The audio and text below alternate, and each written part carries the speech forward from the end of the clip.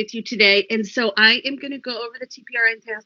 And as Laura said, if you have any questions, go ahead and put them in the chat and we will get to those. I'll try to get to them as we go. Okay, so what I'm going to show you today is the web version of the TPRI and the Tejas. We have an iPad version, but the web is definitely easier for me to show remotely. So I am going to do it that way. But if you are interested in seeing the iPad version, I can definitely show you. We have videos and things like that will show you what that will look like. And so don't worry if that's your preferred way to do it. Most campuses kind of have their own preference, but it's totally up to you which one you would wish to do. Okay, so I am going to put in the chat right now a website. If I can type in chat at the same time. I cannot. Okay, I have just put a website into the chat. And this is the website that I'm on right now that will do the administration of the TPRI and the Tejas. So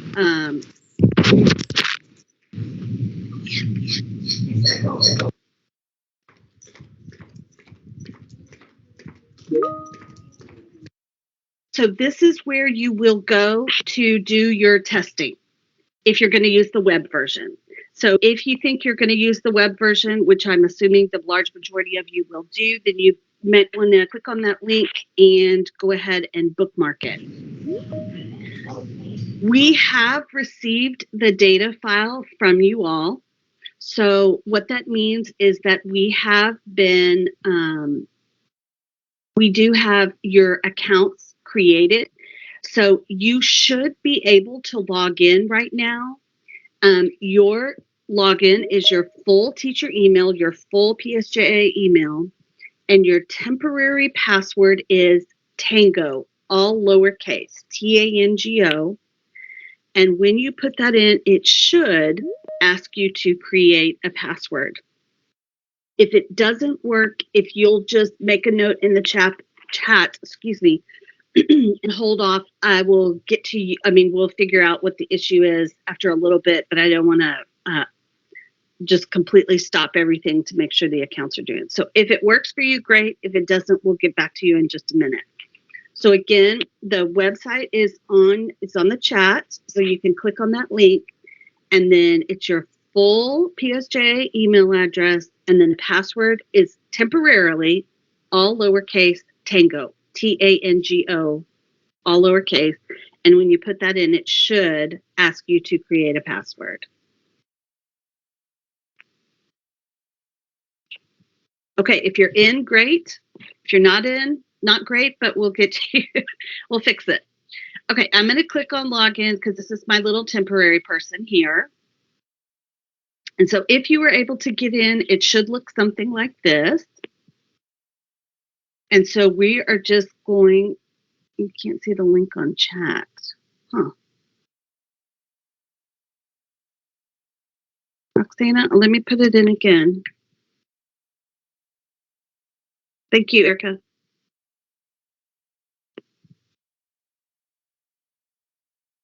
Okay. So we're going to start at the top. Hopefully this will be very straightforward. We're going to click on assessment. And then the choices are the Tejas or the TPRI. For purposes of today, I'm going to choose TPRI, but just know that what I'm going to show you for TPRI is exactly the same for Tejas. It's going to work the same, act the same, function the same. Everything will be the same. When there are some differences, I will definitely point those out to you, but there's very, very few. So I'm going to click here on TPRI. And then my next choices are the beginning of year, middle of year, and end of year. So you will, choose which one you're going to do. So obviously, beginning of the year is the one we're going to do right now. Please do be careful when you select this, because they're not, all the tests are not exactly the same. And so if you accidentally choose middle of the year, you're going to have to redo it. So just make sure this is where you really need to pay attention, making sure that you've got the right season. And then the next options are for class. Now, we should just receive a single class from you all. It should just be your homeroom, so you shouldn't have multiple classes here.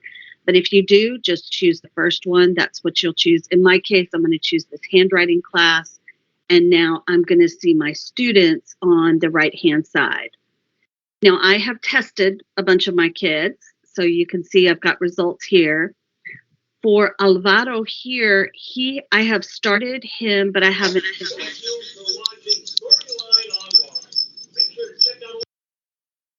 So that's why I have this little yellow square here, is because I've started him but not finished. So that's what that means. Otherwise, it should look just blank. That's what a student looks like when they haven't been tested at all. So my class, you'll see that this is going to say first grade. This is first grade kiddos, and this is their student ID. So that should help you, figure out who's who. Now, the other thing I will tell you is that we get a nightly file from the district. So if you don't see a student in this list that you should have, just wait till tomorrow. They will probably show up. So as long as your student management system has the student correctly assigned to you, by the next day, you should see that child there. And if they have been tested in another campus by another teacher within the district, their information will show up here as well. So you're not going to have to retest them or anything like that. So the data will come with the kiddo. All right, so you're going to see your students. And so if you're going to play along with me, that's totally fine. You're just going to pick a kid and then we're going to delete it. So if you will click on a student, it will take you forward.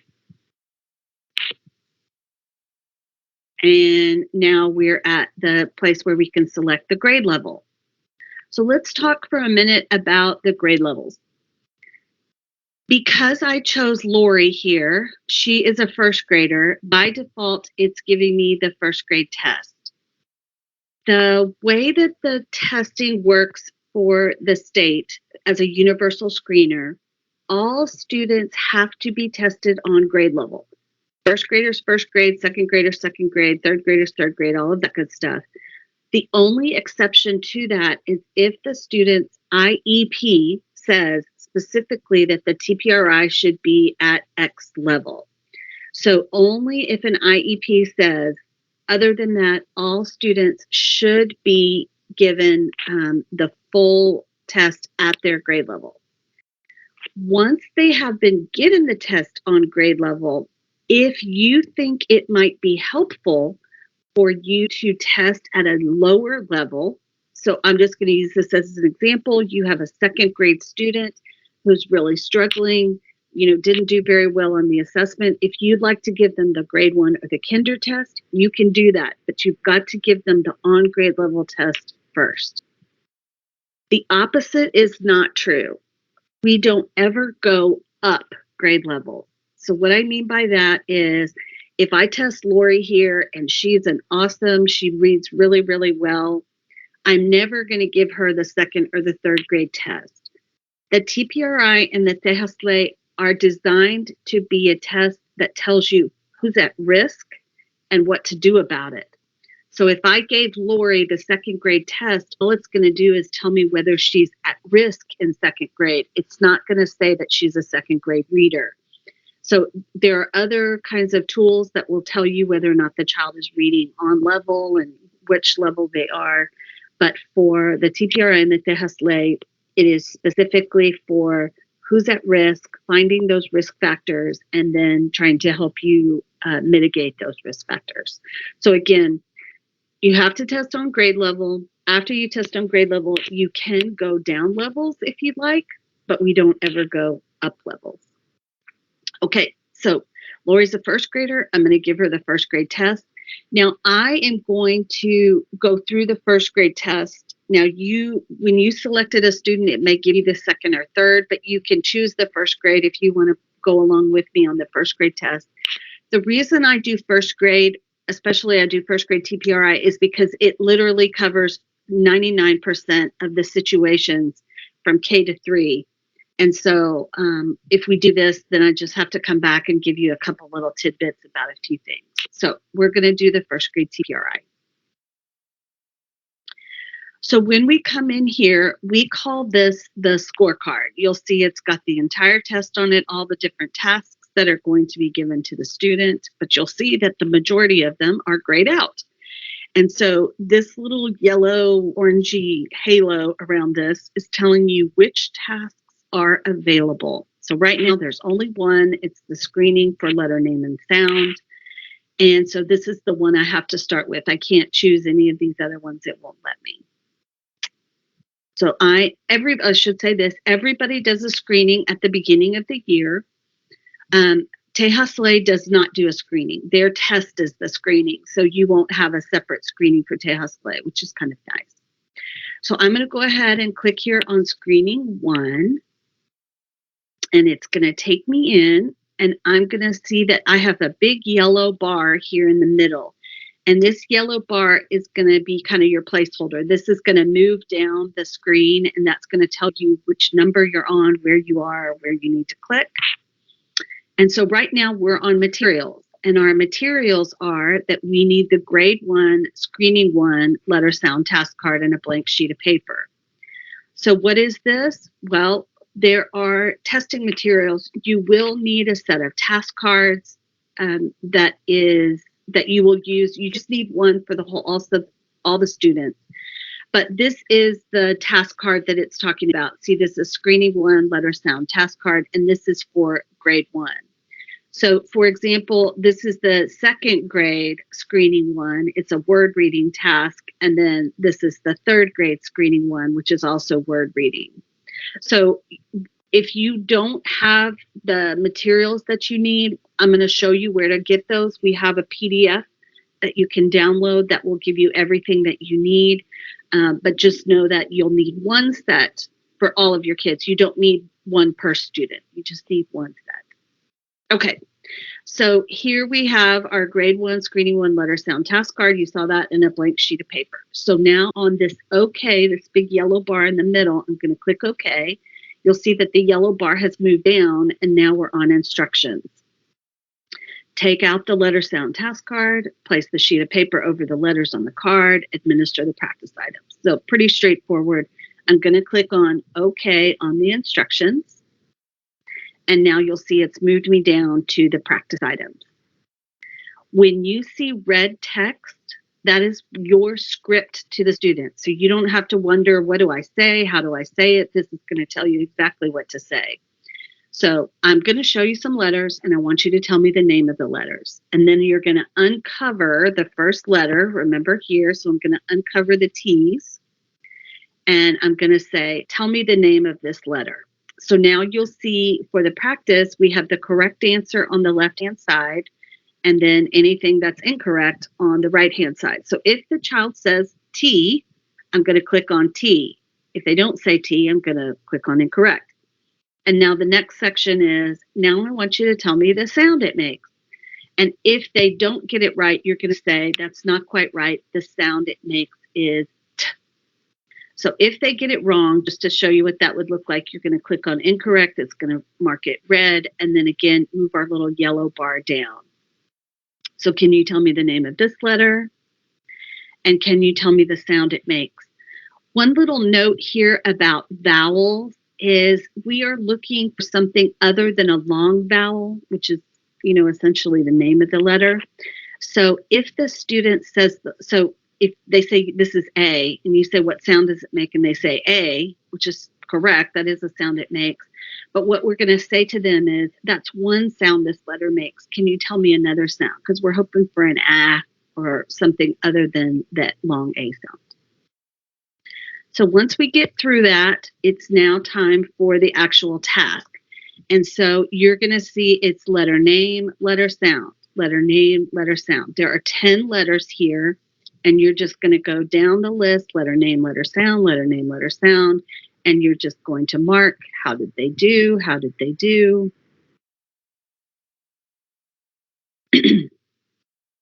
Going down until you get to the end. So pretty straightforward. You're just asking the student, and again, the student is just going down this list one letter at a time, and you're marking how well they did. So for second and third grade, you'll see you're just going to have the student read one word at a time, and you're going to mark they got it right, they got it wrong. So again, same for Tejas Ley. This is the first grade Tejas Ley package, but this is way down the line. We haven't even gotten to this part. So everything that they're going to do is oral first. Okay, so when you're finished, you're going to click on this green arrow next to the big white box here, and this is going to save your results and take us to the scorecard again so that we're ready to move on. So let's talk about what just happened. So the first thing we're going to see here on screening 1 is that we have an SD. The TPRI is going to have 2 possible outcomes. SD, and you'll see the red background because this is not good. SD stands for still developing. So it's not mastered. They still need help with this one, so still developing. The other option you might see is a D for developed, and that will have a green background. For the Tejas Ley, there are 3 outcomes. There's D, the green D, for desarrollado, developed. You're going to have one at the bottom, which is NI, or nivel de intervención, intervention level, and that one will be red. But the Tejas Ley has one in the middle that's called nivel esperado, or expected level, and that one is going to be orange. So the Tejas Ley, you'll see 3 different outcomes, but the TPRI, you'll just see D and SD. Now you will notice that because we were SD on screening 1, it has skipped over screening 2. You'll see it's graded out, and it's moved my little orange halo down to screening 3. Because the idea is that if the child could not do their letter names and sounds, they're not going to be able to do word reading. So let's not punish them and make it harder for them. Let's just move on to something that they might be more successful doing.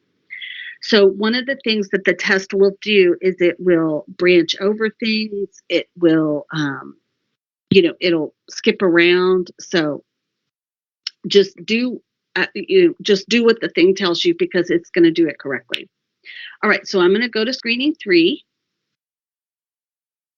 And now you'll see that we have no materials. There are no materials for this, so we're going to click OK. Our instructions are say the sound for each letter or cluster of letters, not the letter name, at approximately 1/2 second intervals, and administer both practice items. So I'm going to click OK. And so for this section of the test, it's all going to be oral. So I'm going to say, listen to me as I say some words slowly. If I say at, I know the word is sat. And so again, going back to our instructions, it said, make sure you say the letter sound, not the letter name, in about 1/2 second intervals. So again, I said at. I know the word is sat. What would the word be if I say So we're hoping the child will say bun. If they do, that's great. I'm going to click on bun. If they don't, I'm going to click on incorrect. What would the word be if I said at? We're hoping for fast. The only thing I will mention about this, second and third grade does not have to sound out the phonemes, but first grade, both TPRI and Tejas Ley will. So just make sure that you maybe think it in your head if this is not something you're used to doing on a daily basis. I mean, once you've done it a couple times, you'll have it down, but just you may want to think about it. So now we've got 6 items here that we're going to sound out the phonemes for this. And the student is just going to, they're going to answer right or wrong.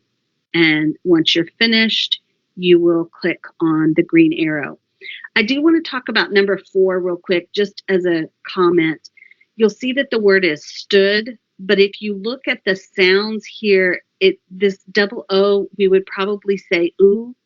So I just want to make sure that when you're sounding it out, think about what the word is supposed to be. So you wouldn't say st, ood, because stewed is not the word, it's stood.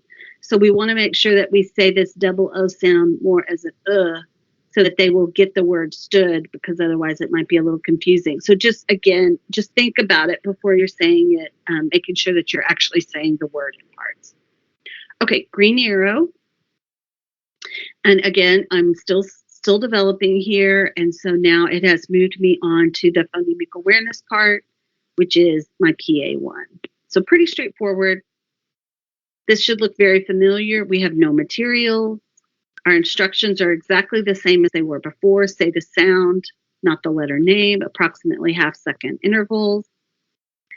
And now the practice is, listen to me as I say some words very slowly. If I say, add, I know the word is mad. What would the word be if I said fox? So I'm going to click fox. And then you'll see you've got 5 more words here. And I'm going to hit the green arrow. So this is what a D looks like. We definitely like those better. But so again, this is what it'll look like in both the TPRI and the Tejas Lay. You'll get this green D. And now I'm going to move on to blending phoneme. Looks just the same. Okay, materials, instructions are the same. Blending phonemes. And now we're going to go through this. Same like we already did. And now I want you to see what's just happened. So the way that the TPRI and the Tejas Lay is organized is from easy to hard. So if the student is still developing on a task within a section, then we're going to go ahead and branch over the next 2 more difficult ones and move on to the next one. So Tejas Lay is going to do the exact same thing. So because the child was still developing on PA2, there's really no point in giving them PA3 or 4. They're more difficult. And so all that will do is just frustrate you, frustrate the kid. And so we don't want to do that. A couple other comments to make here is that at middle and end of the year, the student is only going to be asked to do the tasks that they were not developed on the first time. So when Lori here is ready for her middle of the year test, she won't do PA1 because she's already been developed on that. But she will start with PA2. So yet your middle and end of the year, your kids will kind of start all over the place because it'll depend on where they ended up at the beginning of the year and then at the end for the middle. So the nice thing about that is that the test gets faster as we go, because as the student is developed on tasks, they're not going to have to retake it. So that's kind of how that'll work. The other thing I wanted to make sure you saw is that there's an edit button over here on the far right hand side. So if I need to go back and make any changes, I can click on edit. And if I need to just delete the whole thing and start over, I can delete. So that will just delete the single task. It won't delete the whole test. So again, you'll see my little halo is down here. We've moved on to the graphophonemic knowledge section. So I'm going to click on that. Now, for first grade TPRI, you guys have a little bit of a more complicated administration than the other grade level. And I'm just going to come over here to my packet and show you what this looks like. So what you've got is, I'm going to come down here. You have this thing, we call it a magnetic task board, where it's really obviously not magnetic because it's a PDF. But you'll see here's our GK1 task. Here's our GK2. And so what we have done is, now normally if you get a boxed kit, it will have these little letters. If you have letters in your classroom, totally fine, you can use those. But if you don't, you can cut this little section out, cut these little letters out and use these instead.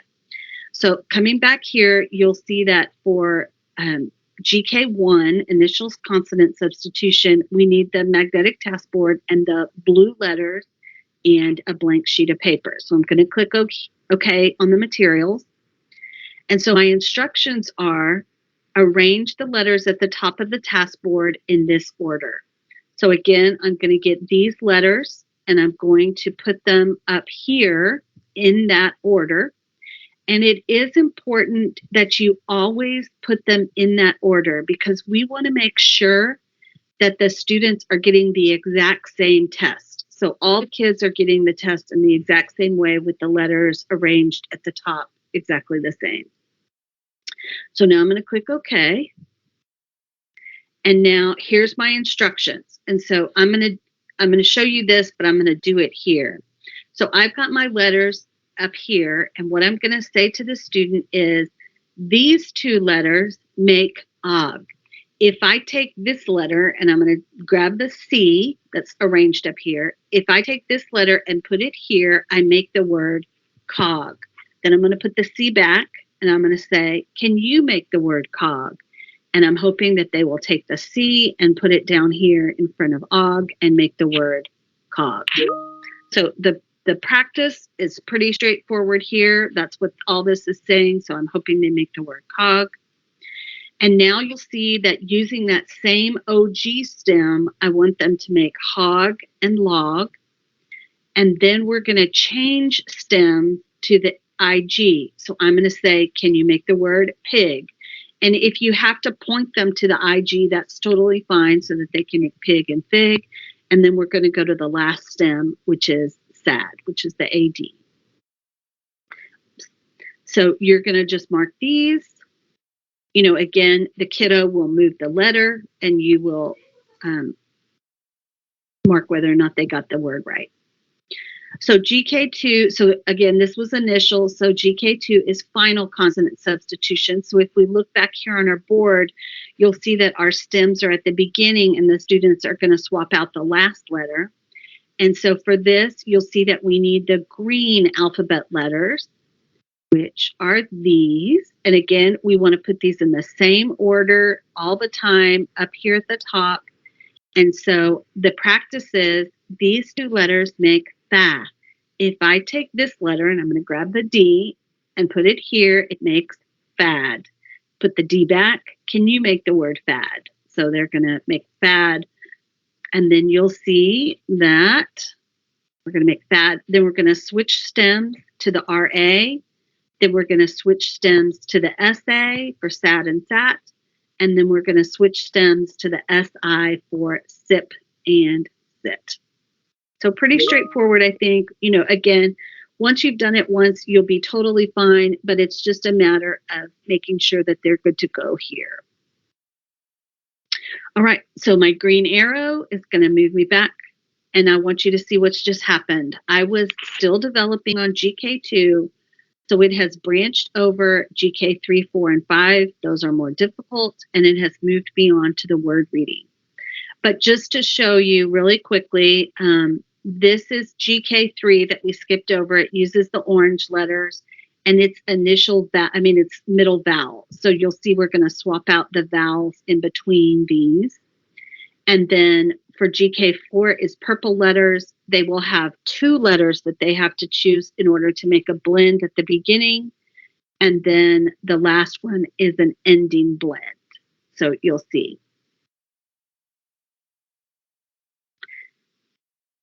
So we are going to move on to word reading, which is right here.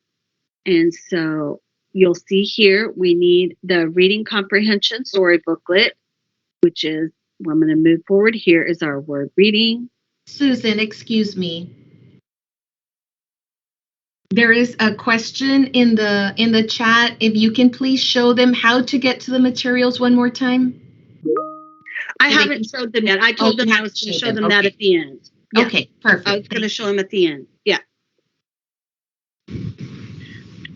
Okay, so we're on the word reading. So what we have here is 5 words, and there's going to be 4 sets of 5 words. So there's a total of 20. So I'm on word reading set 1. So I'm going to click here on OK. And it's just saying take out the word reading, and we're going to administer that. So I'm going to click OK. And now I'm on the first word. And so I'm going to say, I'm going to show you some words, and I want you to read them to me. If you don't know a word, it's okay. Just do the best you can. And you'll see here the first word is get.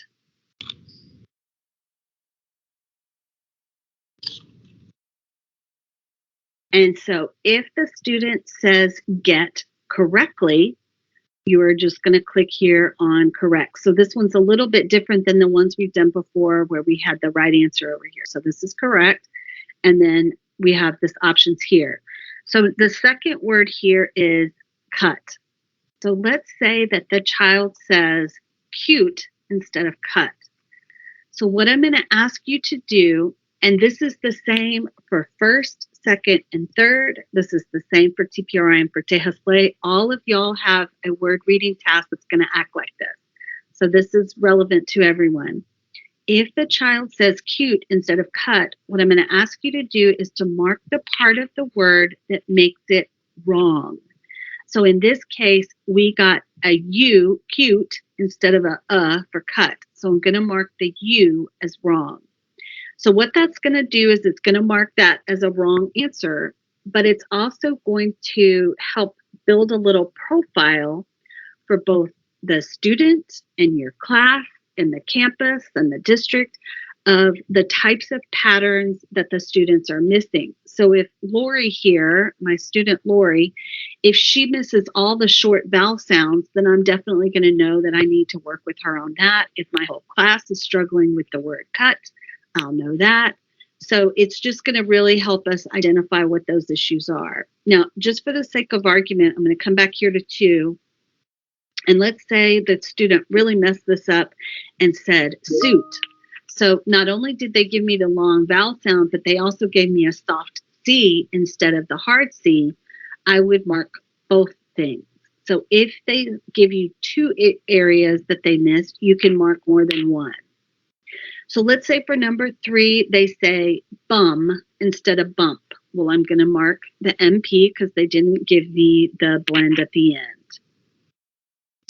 So let's say that the student on number 4 just gave you that blank face or said, I don't know that word, just nothing. You're getting nothing. What I would recommend that you do is you mark everything, all 3 in this case, not the other, but just all 3 of the patterns. Because if she's not even going to try to sound it out, if she's not going to give me anything, that I'm not really sure what the issue is. And so if I mark all 3, then I'm going to be able to come back and help her with all 3. And then hopefully at middle of the year, things will be going a lot better. Now, I will just comment, there is a little note option up here at the top. So again, for gift, if the child just says, I don't know this word, I'm going to click here on note, and I could say something like no answer.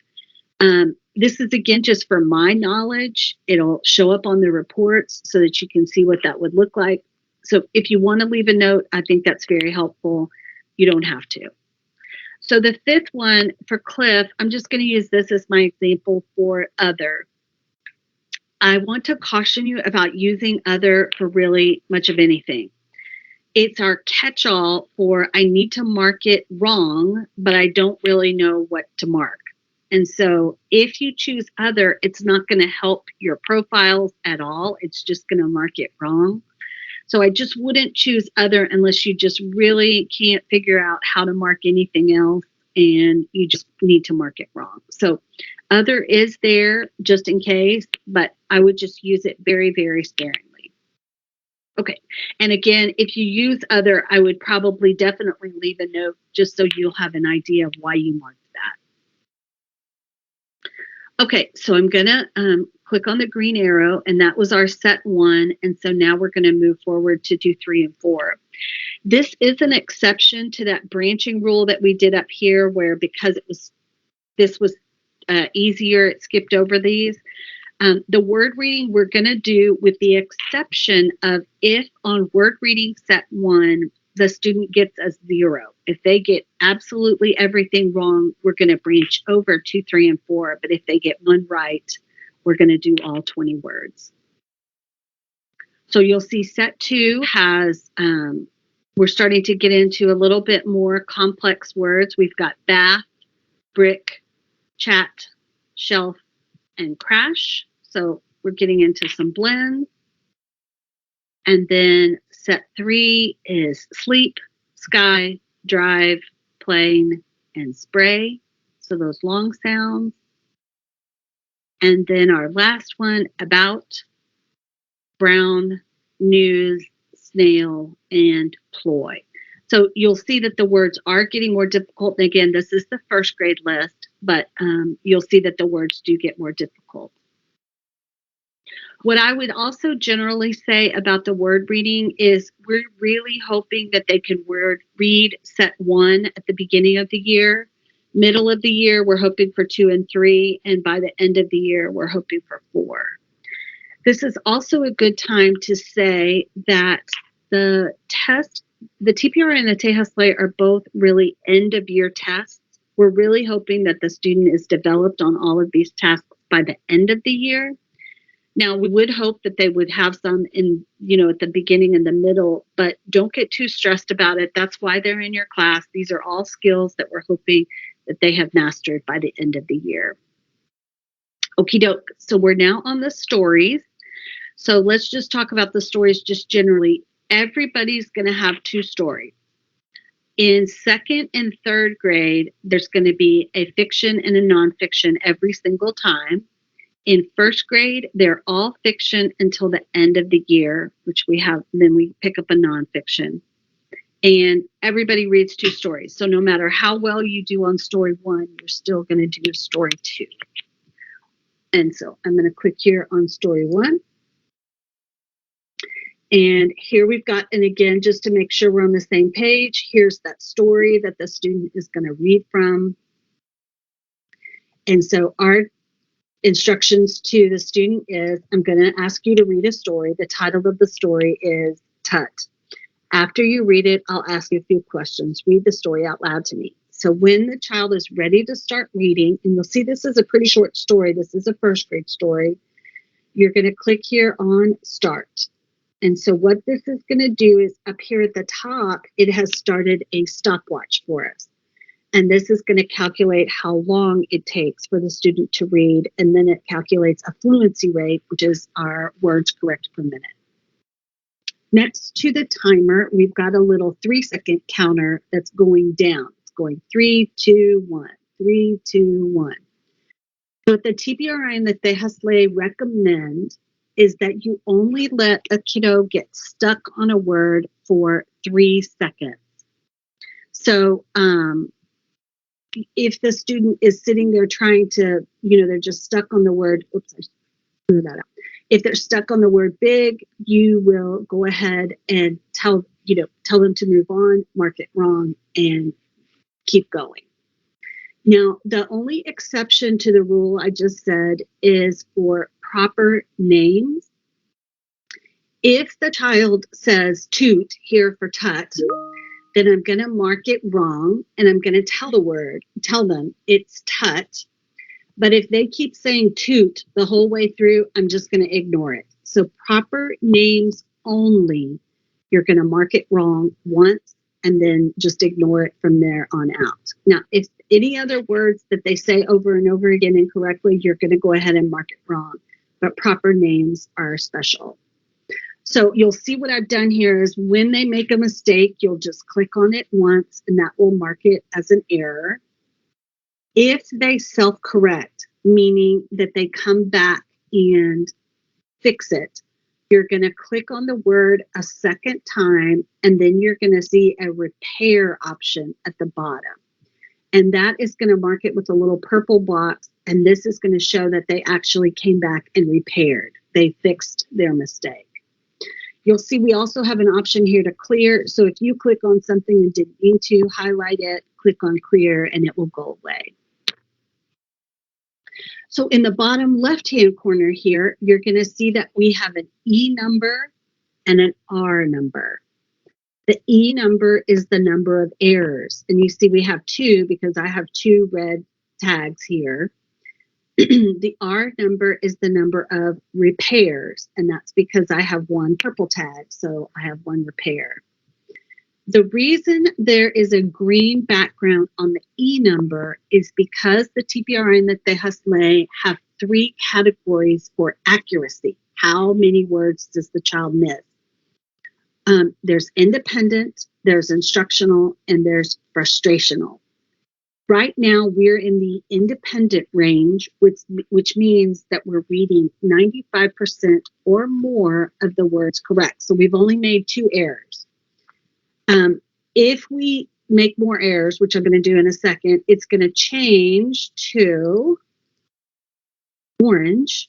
And that is telling us we're now in the instructional range, which is still okay for TPRI. That means it's like 90% to 94%.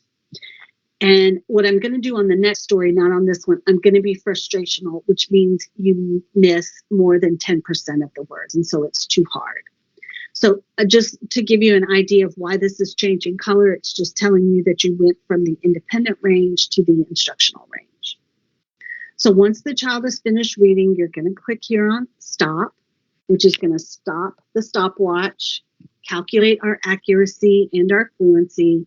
And you'll see that for grade 1, story 1, we were instructional. Remember, that was our percentage correct. And now we're ready to do our reading comprehension. Again, I just want to point out, if you make a mistake, like you forgot to start the timer or who knows what, just delete this and do it again. The student is not going to learn how to read this story if they have to do it a second time. Just if you have to redo it, redo it.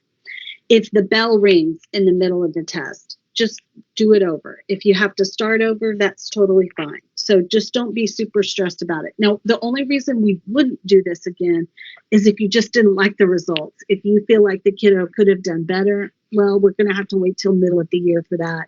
We don't want to redo it just because we didn't like the outcome. Okay, so I'm going to click here on reading comprehension. And you'll see that for materials, they are allowed to have the story booklet, meaning the student may go back if they want to and look at the story. And you can even prompt them if they kind of, like if you ask them a question and they kind of give you that blank stare, you can say to them, remember, you can look at the story. What they're recommending is that you only give them about 10 seconds to go back and look. We don't want to give them enough time to completely reread the story. That's not going to be helpful. So we're just going to give them about 10 seconds and we'll go from there. Okay, so I'm going to click OK. And now now I want you to read some questions about the story you read. It's okay to look at the story to answer the questions.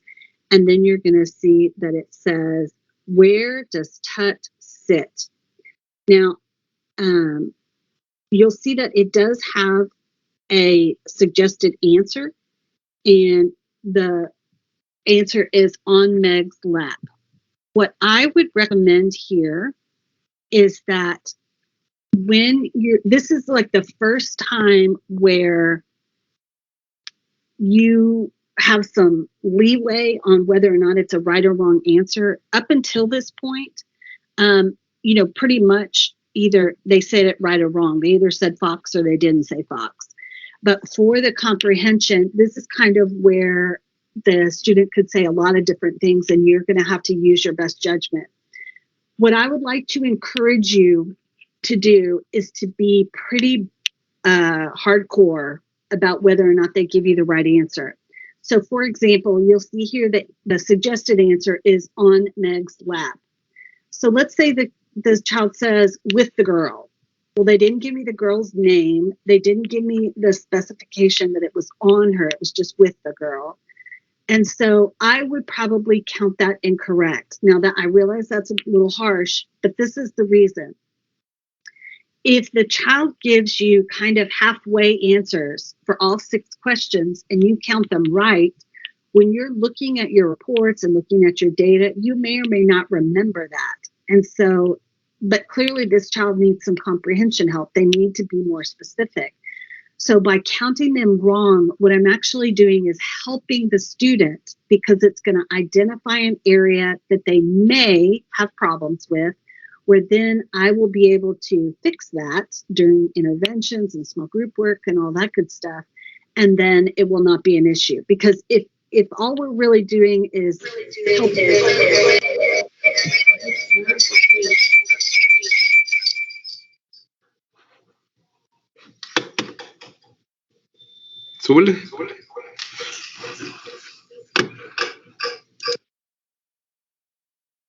If we're helping a student that, you know, it's overkill because they can do it, well, then that's a good place to be, as opposed to missing a student that does need help. So again, I just want you to be, especially in second and third grade, because those are really specific things that we need them to be able to do for STAR.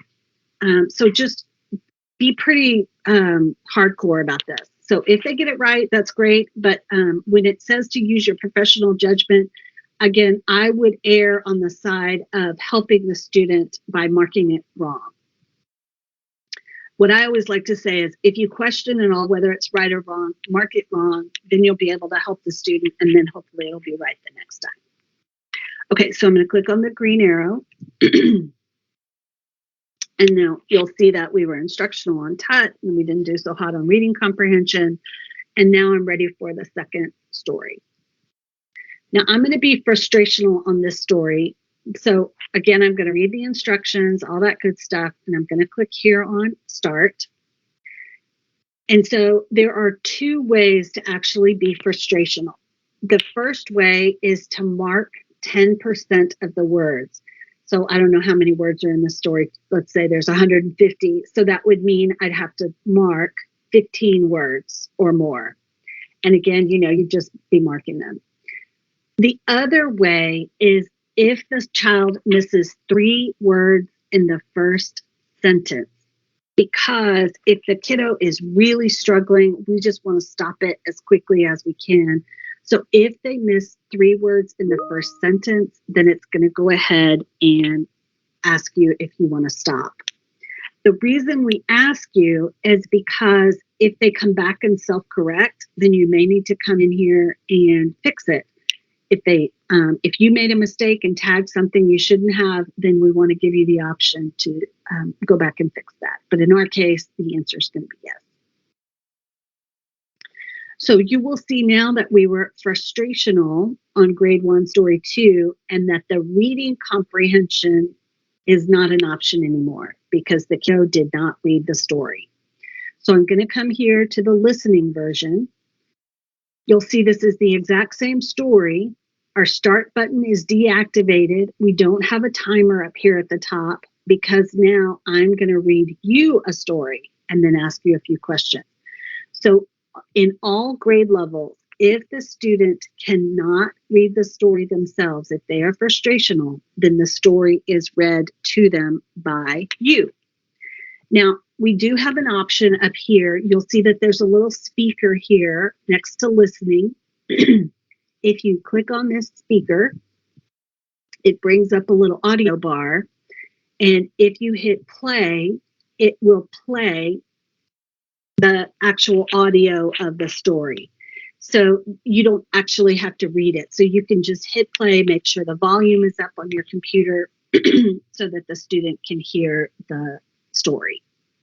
So this is an option for you instead of you having to read the whole thing every single time. So when you're finished, you'll hit stop. Whether you read it or you have it read to them this way, you'll hit stop because that's going to take us back to our little scorecard. You'll see that for listening is not applicable because we're assuming you're going to read it correctly. And then we have listening comprehension. So these are the same questions that they would have gotten for reading, but now they're going to be identified as listening. So same thing here. We're going to just mark them right or wrong and then go back. And now you'll see we were developed. I got them all right, but they weren't reading developed. So that's why we have an L in front of it. This is listening developed because we had to read it to them. So now we have finished the entire test. All of the first grade stuff is done all the way from top to bottom. And so how do we get back? We click on this little house. So this little house in the bottom left-hand corner is going to take us back to our student. So here we've got some information about the student that I'm going to talk about in just a sec. And that because now we're going to hit the home again, and that's going to take us back to our student list. So let me just show you again what I did here. From this student list, you click on the kiddo, You click on their grade level, you do the whole test, and then the house is what's going to take you backwards to pick a grade level and backwards to the student list. So here is Lori. This is the child I just tested. So let's talk a little bit about what we have here. The first thing we have is a tier. We have a tier 1. I know I've got a tier. There's a tier 1. Zelma here is my tier 1 student. And then you're going to have tier 2. The tiering is based on the people who developed the TPRI and the Tejas, which is UT Health Science Center and University of Houston, those research groups. So those are going to identify whether or not the child is tier 1 or tier 2. But both organizations over-identify tier 2 kids. So you're going to have a lot of tier 2 students.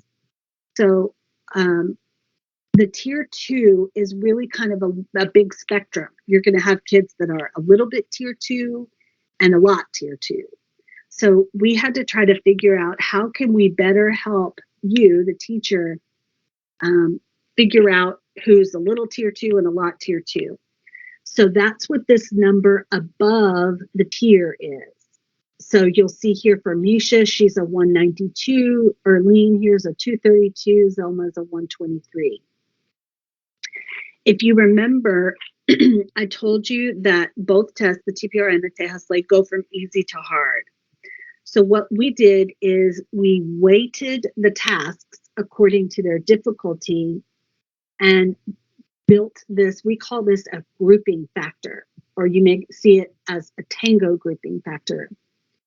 The important part for you to know is the higher the number, the worse they did on the test. So what I want you to hear is high number is high need. The higher the number, the worse they did. High number is high need. A perfect score is a 0. 0 means they did not miss a single item. So anything above a 0, they obviously missed some, but the higher it is above 0, the more they missed, the more easy items they missed. So in my class here, I'm just going to look, there's about 279. That looks to be the highest number that I have in my class.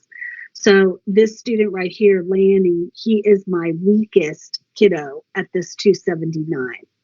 Where it looks like Zelma at 123 is my strongest student. So she has my lowest number, and then my highest number was a 279. So the letters next to the grouping factor are showing we're going to try to put the kids into 4 groups, A, B, C, and D. The A group is going to have your high numbers because that's our highest priority. So your A group is going to be high numbers.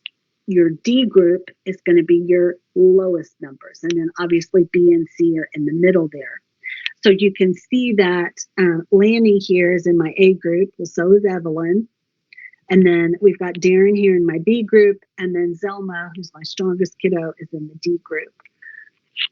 What I want to make sure you get, though, is A doesn't necessarily mean bad. Because if you're in a GT class and everybody did awesome, everybody's tier 1, everybody's got low numbers, well, you're still going to have an A group. They just happen to be the highest numbers out of this really awesome group. So those kids may or may not need intervention or may not need anything. It's just we're going to try to put them in those groups. And in the same way, if you have a class of really strugglers, you're still going to have a D group. They just happen to be the best out of that really struggling group. So A, B, C, and D is relative to your class. It's going to help group your set of students. So an A in your class is not going to mean the same as an A in another class. But a 241 means the same in your class and another class. It just, that may be in the middle for some people. It may be at the top. It may be at the bottom. Okay, so far, I hope this has made sense for the administration. I'm going to show you a couple of little exceptions. So I'm going to click on Marion here, and it is a first grader, but just bear with me. I'm going to cheat and do second grade. When you come into second and third grade, it's going to look just like this in both TPRI and the Tejas Ley. You'll see that there's more than one thing open. So normally we just saw one thing open, and now we've got a bunch. And that's because of the spelling test. So for second and third grade, both TPRI and Tejas Ley, and first grade Tejas Ley at the middle of the year. So not right now, but at the middle of the year, you will do a spelling test. So what you'll do is you'll have, when the window opens, you'll have the kiddos get out a sheet of paper, number from 1 to whatever. It's 15, it's 18, it's 20, and you'll do the dictation. So just to show you, in our second grade package, we have the spelling test here. So you're going to do your dictation. Say the word, say it in a sentence, say the word just like you would normally do. And then you're going to collect those papers. So you've got the papers, and then at some time during the window, you're going to input your spelling results into here. So it will be independent of the time that you're spending with the student one-on-one. So hopefully during your planning period, it'll be real quick to put this in here.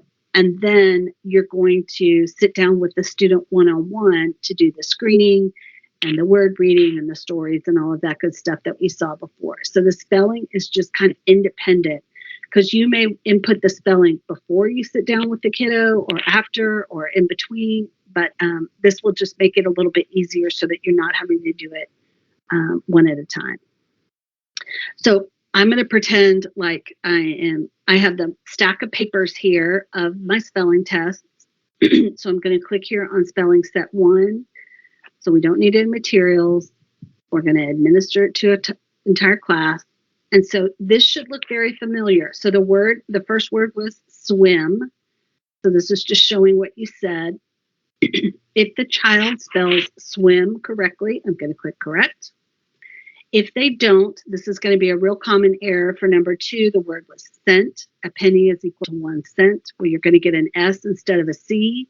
So what I'm going to ask you to do is to mark the part of the word that made it wrong. So just the same rules that applied to the word reading are going to apply to the spelling. You're going to mark which part of the word made it wrong. And again, we don't want to use other if we can possibly help it. And you're just going to be looking at the child's paper and marking how they did on each of the spelling words. So I hope that makes sense. The spelling is going to look almost identical to the word reading. It's just obviously going to be different words. So you're going to input the spelling. I'm just going to do this real quick just to show you what it would look like. So I'm inputting for Mary in here. He's a really good speller.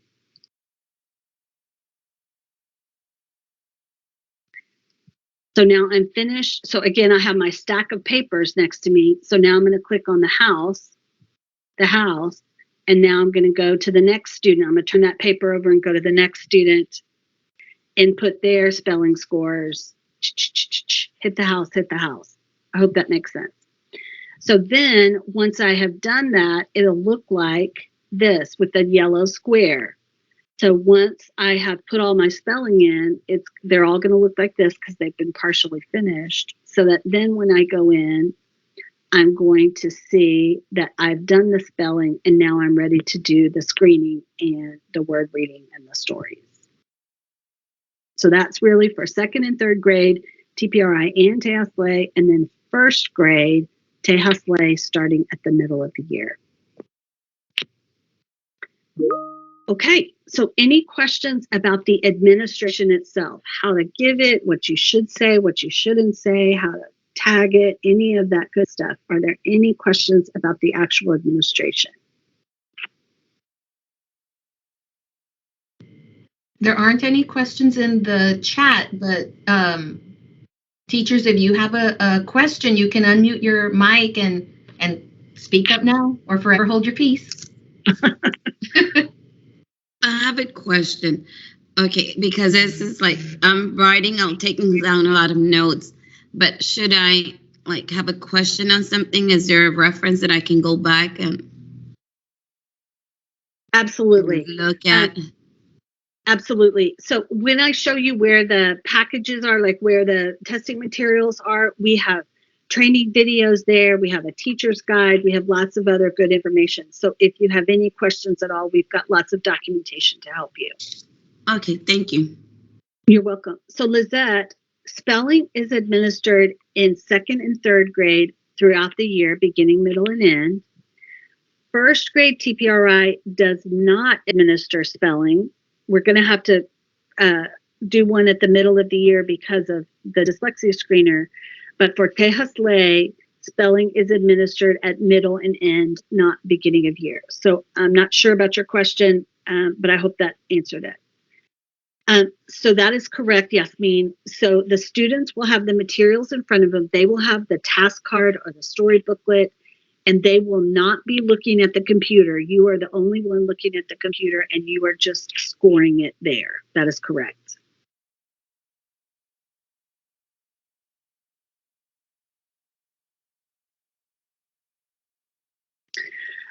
So Lizette, that's always a good question. So what I'm going to tell you is the first grade TPRI is the longest, and it's the longest kind of by a lot. The second and third grade goes pretty quickly. The first grade Tejas Ley is also pretty quick, but what we have determined based on all of the testing that we've done is that the first grade TPRI combined beginning, middle, and end. So what I'm about to tell you is not per administration, but just the whole thing, all three of them combined, is about an hour per student. So again, I don't want to say an hour at the beginning, an hour in the middle, an hour in, but a total of an hour per kiddo. And the reason for that is because a strong student, a student that's doing pretty well, is going to have a very long BOY. Because remember, if we come back in here just to show you what this looked like, remember, if the student is developed on these tasks, they're going to keep going. So at their beginning of the year, if you have a good reader, their beginning of the year is going to take probably a half an hour. But their middle and end are going to be 5 minutes apiece because all they're really going to do is read the stories and be out. So it'll be painful at the beginning, but their middle and end will be super fast. But like this kid is struggling, so their beginning of the year will go very quickly, but their middle and end will be a little bit longer. So it'll kind of depend on the kiddo. So for second and third grade, it's about 40 minutes over the course of the total of the school year. So it's, a little bit, it's much shorter. And first grade, Tejas Ley is about the same. So if the child if they come back and correct themselves, so not an autocorrect, I want to make sure if they just correct as they're going along. So let me go back here. I'm just going to do the second grade just to show you what that looks like. Give me one sec.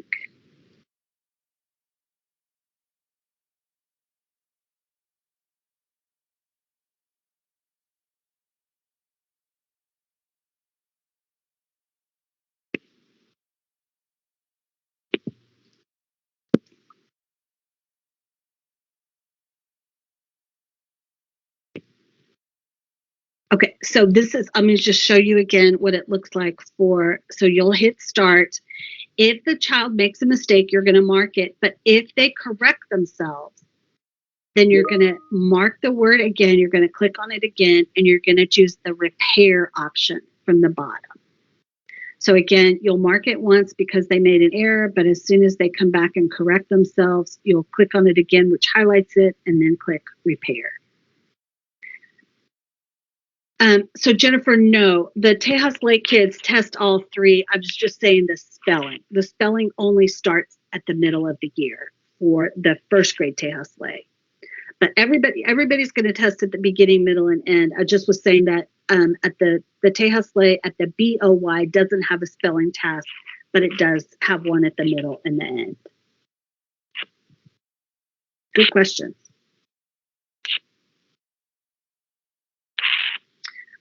Okie dokie.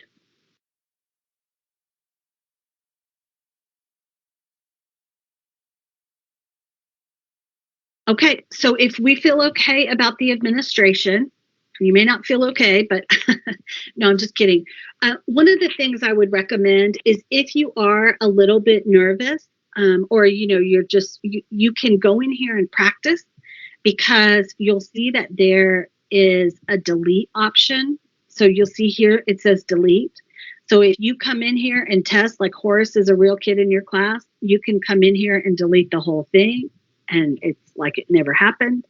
So if you want to come in here and practice, you can. If you want to practice on another teacher, maybe a teacher who has done this before, have them be the student, and they'll kind of give you some tips as you're going along. That could make you feel a little bit better.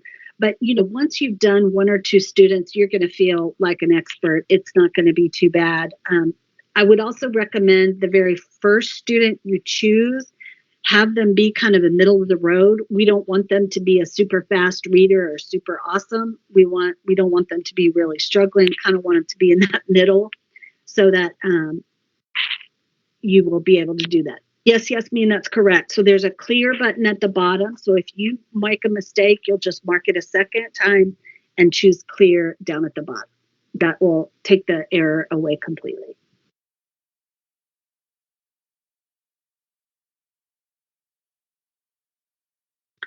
Okay. So I'm going to type in another website in the chat,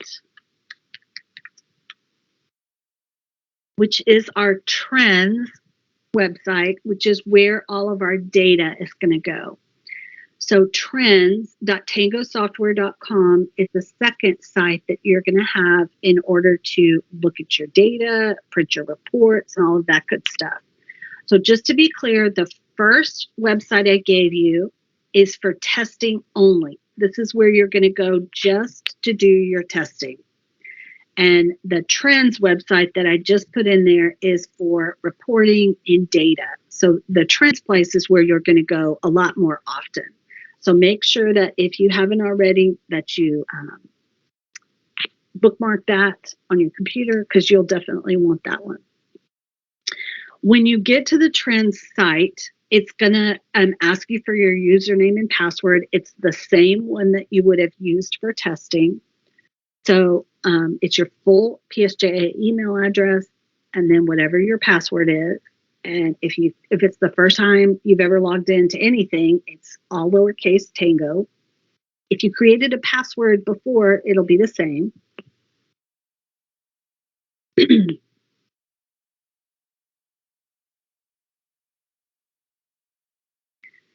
So for the testing, it is TPR. I'll type it in here again, https tpri.tangosoftware.com.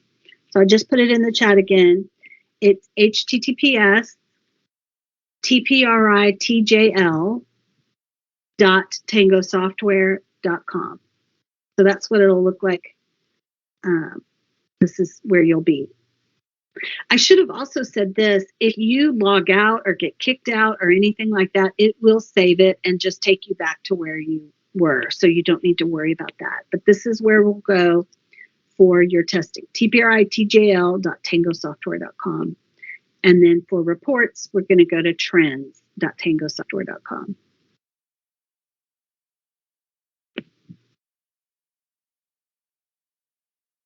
Now, when I logged in here, when you guys log in, it will be blank because we don't have any results yet for the 21-22 school year. We don't have any. Oh, we have one. So it looks like somebody finished one today. So we'll probably want to delete that, which is fine. Or see, we've got one partially done. So whoever did that, we'll just want to make sure that we delete it, which is okay.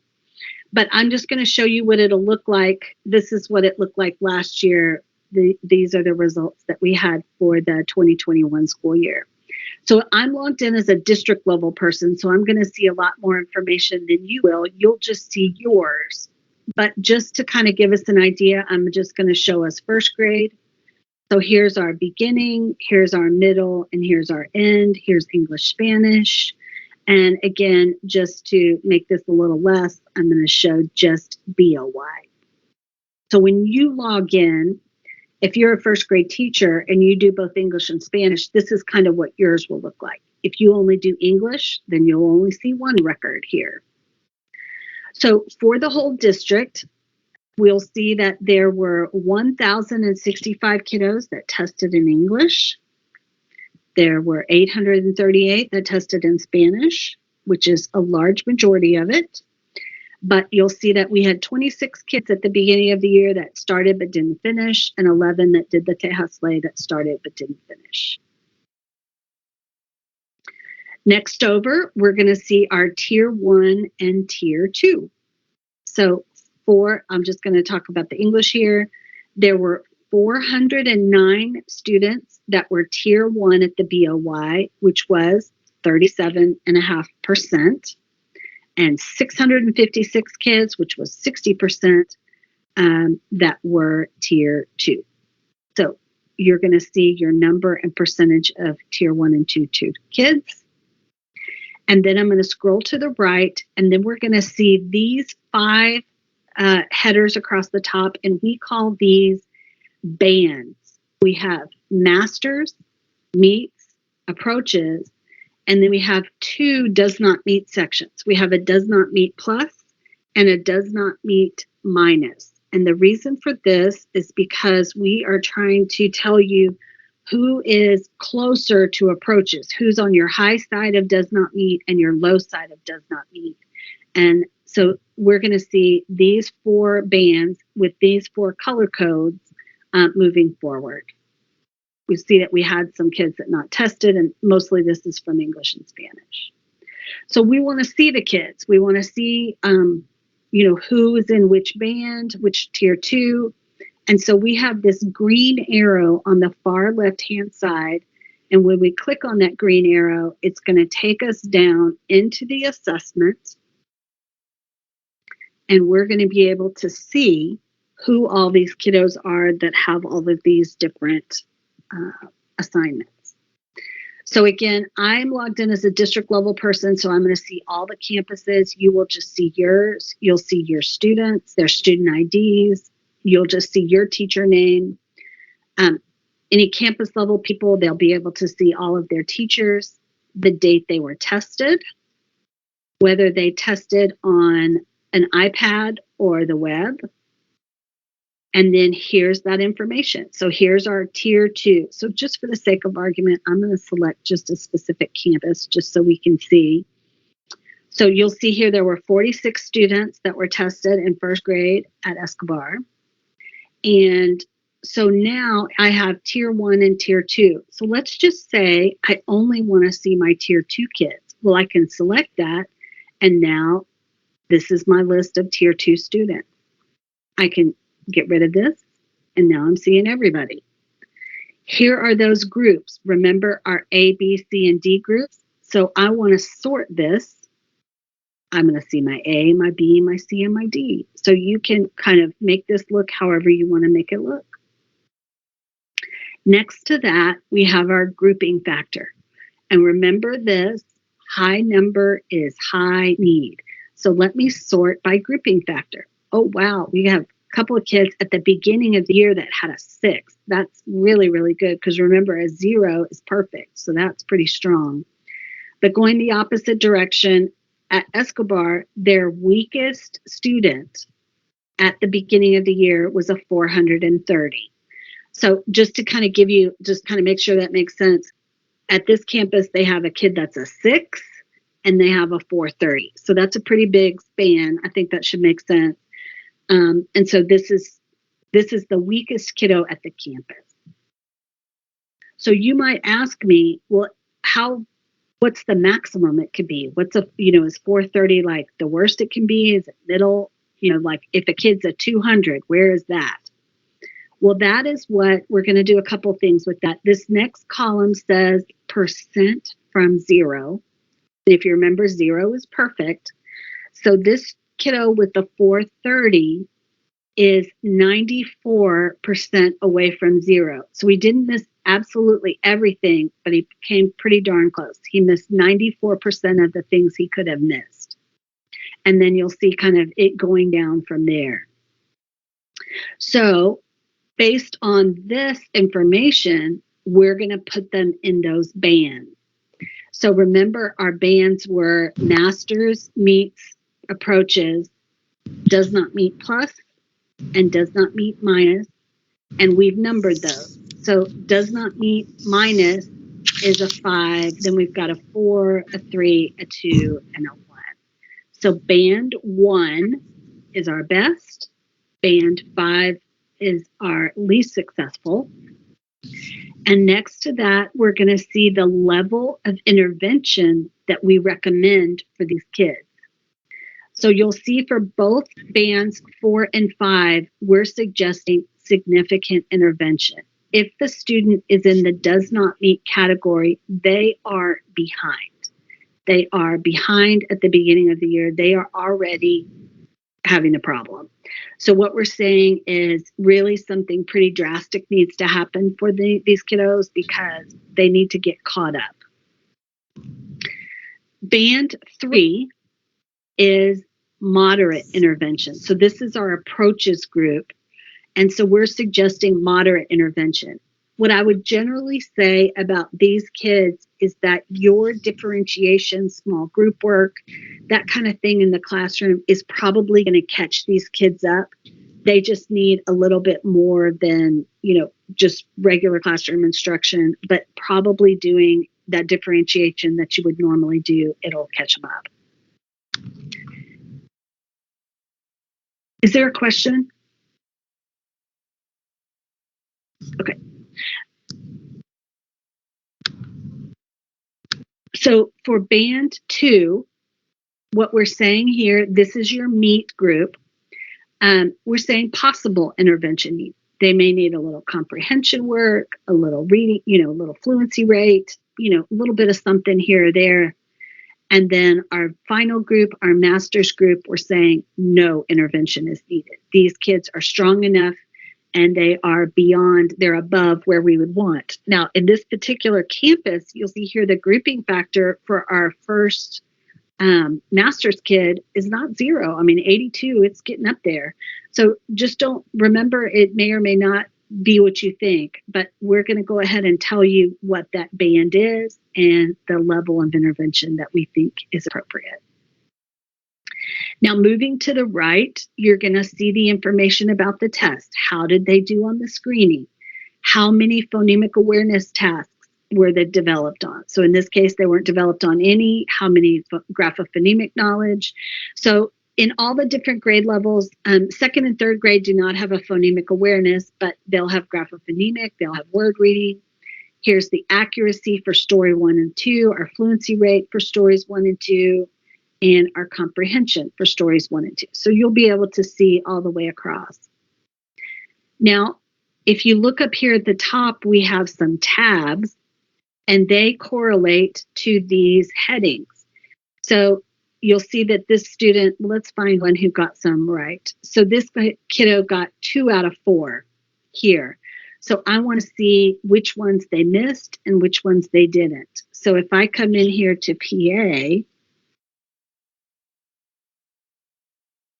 then I'm going to see the 4 PA tasks going across. Blending word parts, blending phonemes, deleting initial and deleting final, and then this is the total for phonemic awareness.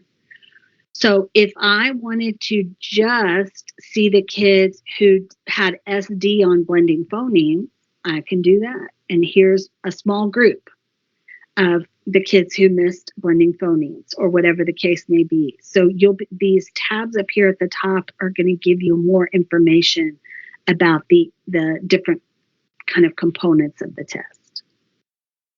The other thing I wanted to show you is that from the student's screen,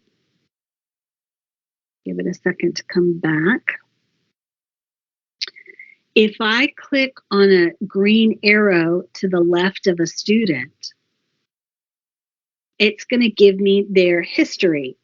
So in this case, this child here, Evelyn, looks like we just have the first grade for her.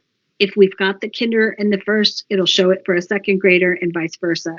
So you'll see this was her beginning, middle, and end last year. These are the dates they tested it. They were tested by Ms. Moreno. She was tier 2. These are her groups.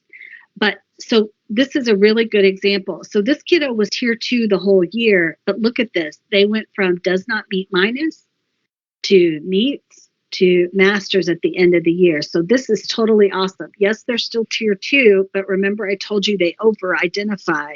And so we're showing that this child went from, well below where they wanted to be to above where we wanted to be. So this is great. So again, this is just for a particular student. Okay, so I'm just going to hit back. So I just wanted to make sure that if you are looking, I'm going to show you how to get like real reports and PDF reports and things like that. But I just wanted to make sure that you saw that you can drill down and see almost all the information you could possibly want about a student very, very quickly, which is nice. If I were a teacher, this is probably the first place I would look just to get some real quick information, especially if I needed something about a particular student. I might look it up like this. This would be easy. Okay, so what I'm going to show you now is in this top left-hand corner below the first tab, there is a set of gears. And I'm going to click on the gears, and I want you to see that the gear actually changes picture. So we've got a bunch of things here. You may not have as many as I do, but you're going to have all these different pictures. So the gear is going to change picture, but it's going to be the same. It's always this, whatever this button is, it's going to be the same all the time. So whatever this button is, whatever the picture is, that's what you're going to choose. So I'm going to show you two main places in here. So I'm going to click here on the gears, and the first one is the library. So I'm going to click on the library, and it is going to bring up another little grid here. And so again, I just want to make sure you'll see that it's not gears anymore. It looks like a library because we chose the library. And now what we're going to have in here is a set of documents. So in the library, we put training videos, we have documentation, we have all sorts of stuff in here in the library. So I'm going to click here on product just so you can see. We have intervention activities that I'm going to show you in just a second. Here is information about Tejas Ley. Here's about TPRI. So I'm going to choose Tejas Ley as an example. So you've got now some other information. So let's say we want assessment documents. And now we want, let's just see, here are those kit packages. So one of the questions was, where do we find the documentation, the testing materials? Well, here they are. We call them kit packages. So if you're the second grade Tejas Ley, you will click here on second grade Tejas Ley, and here is the PDF that you're going to need to print out for your testing. So you've got the reconocimiento de las palabras, you've got the word reading, you've got the dictado, the spelling test. Here's your beginning, middle, and end. So you've got 10 words, and then you've got your stories, your 6 stories. 2 at the beginning, 2 at the middle, 2 at the end.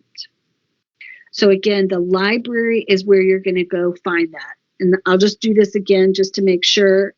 So I came up here and I chose library. And then I'm going to choose either the TPRI or the Tejas Ley. I'm going to choose assessment documents. And then the easiest thing is to find the third under subcategory, your kit packages. And this is going to show you everything you need. So here's the TPRI versions. So if you're the 3rd grade TPRI teacher, this is what you're going to need.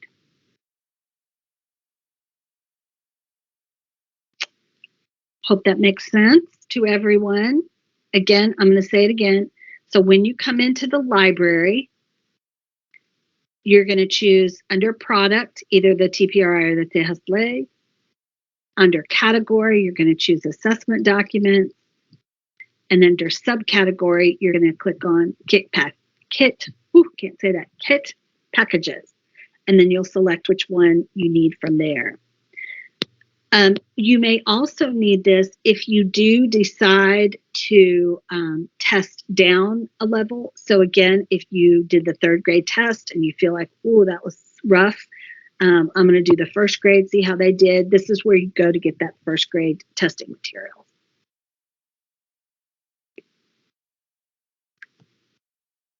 Okay, so what else do we have in here? So I'm going to just clear my filters here. I'm going to show you we have intervention activities. So we have reports that will point you to this, but we have all sorts of intervention activities. We have the Florida Center for Reading Research. You'll see that this is the Florida Center for Pre-K. Here's K1, here's 2-3, here's 4-5.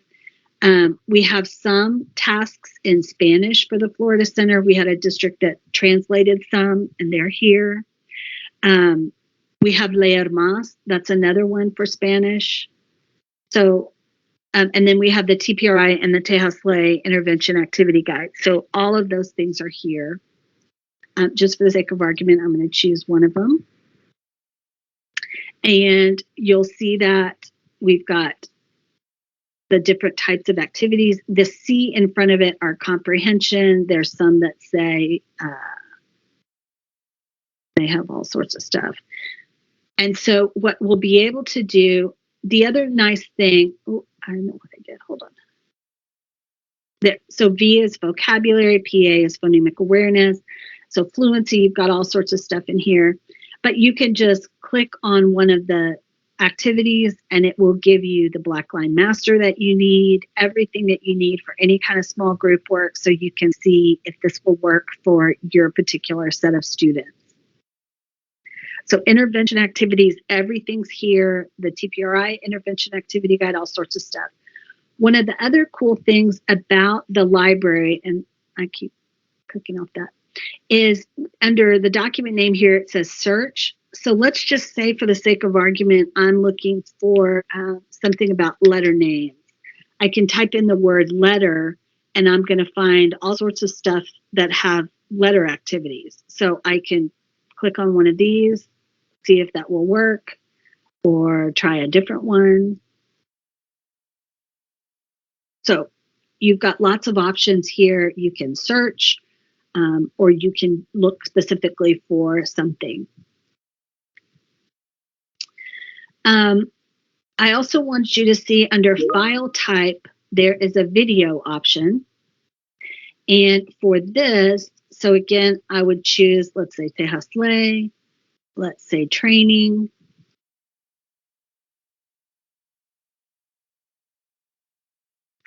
And these are going to be all the training videos that we have for Tejas Ley. You'll see that some of them are for the iPad, some of them are for web. It just depends on what you're trying to do. And so if I choose web, let's say, as my example, then this is going to be in order. So the best thing for me to do if I want a little refresher on training is to start here on select benchmark and go down. And this will kind of get me all the way through the administration. So these are just little training videos that you can listen to.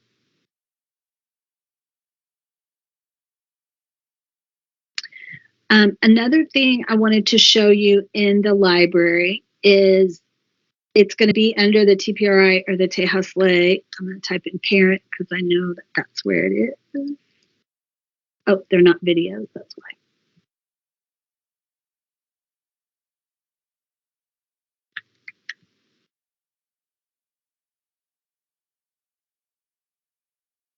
We have what we call parent documents. These are documents that you can send home to the parent that will kind of explain what the test is about. So this is a first grade version, and you'll see what we've got here is in first grade, we tested phonemic awareness. What does that mean?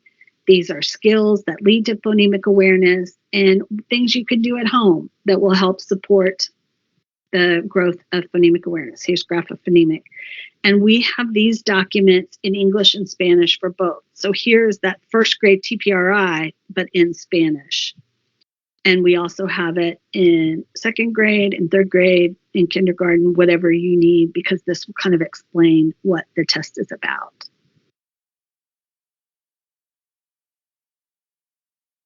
So lots and lots of documentation here in the library. And again, just to make sure, this top left-hand corner, whatever the picture is, you're going to click on that menu, and our option is the library. That's where we are right now. So anything that's like a static document, a PDF document that we would want you to have, is going to be in the library. This is where all of that information is going to be. So does everybody now know where to get your testing materials? Is everybody okay with that? Feeling okay? Any questions? This is the time to ask.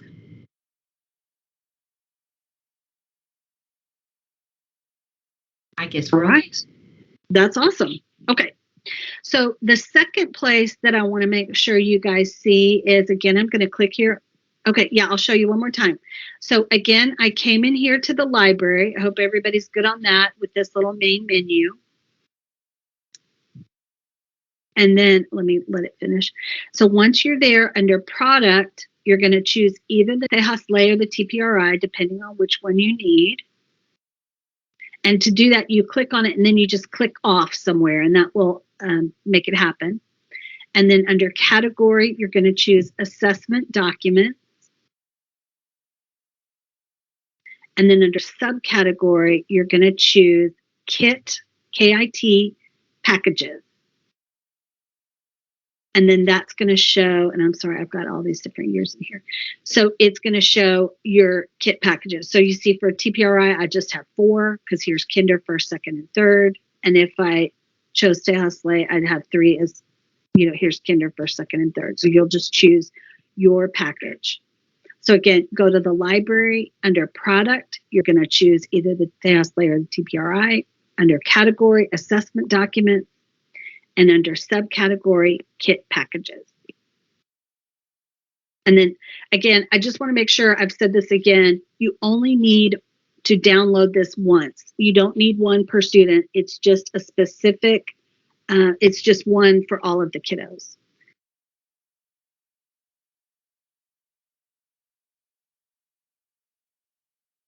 Okay, so Elizabeth, for generally, we don't send a letter home to the parents to tell them they're beginning testing. We did have one last year that we sent home when we were doing remote testing, that would basically tell them, hey, we're testing remote, we need your help, but don't help the kiddo and stuff like that. But what we do have, what I showed you a second ago, was I'm just going to click the X here to clear everything out. And under document name, I'm going to type parent, because that's probably the easier way to get it. And so these are parent involvement documents. And so this is what you will send home to the parent. So again, if I choose TPRI, then it's just going to show me the TPRI parent involvement. So here's, for example, this is the third grade. And so this is, again, but this is very generic. So this doesn't have any results for their actual student. We have a parent letter that will give them the actual results. But this is a little bit more parent friendly than the letter that comes from TEA.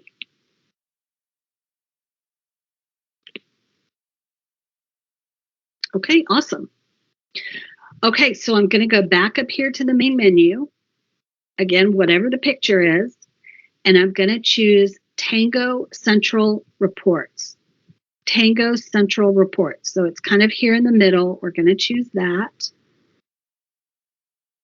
So again, whatever the menu was, whatever this picture is, we don't care, but we're choosing Tango Central Reports.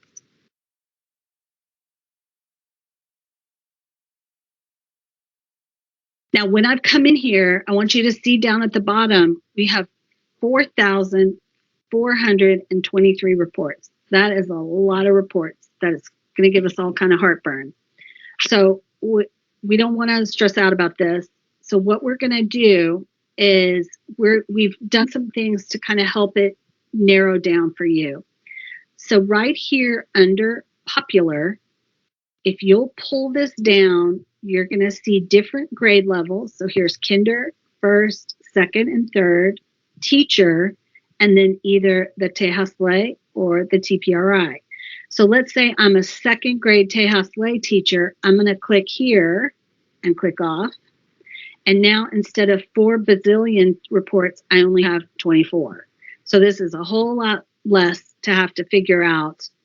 So if you are a first grade TPRI, then you'll choose that one. So this popular is going to narrow it down for you significantly. So as I move across here, you can also tag a report as a favorite. So let's just say you found a report that's not one of these popular ones and you want to favorite it because you want to make sure you can get back to it. You can highlight the report on this far left-hand side, and there's an add favorite button down at the bottom. And that will, make the report a favorite. So it'll show yes here so you can find it again. So 2 things here that will help you find the best reports for you. The popular is really going to be helpful, and then the favorite as well. So then you'll see our different report names, but 24 is still a lot. So how are we going to filter that? Well, let me show you.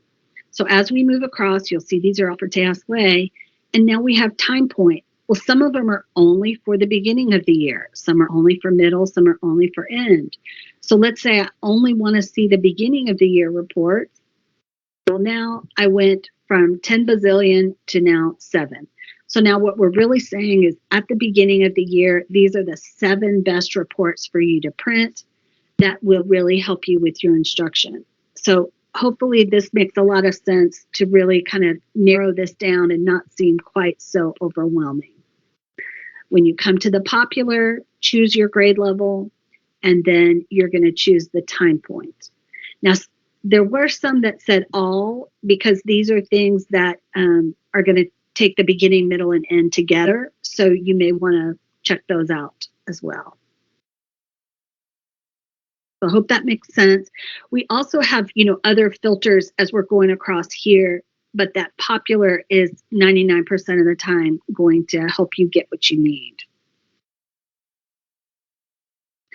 Okay, I am going to generate a couple of reports for you. I'm going to do the first grade just again because it's going to cover the majority of our bases.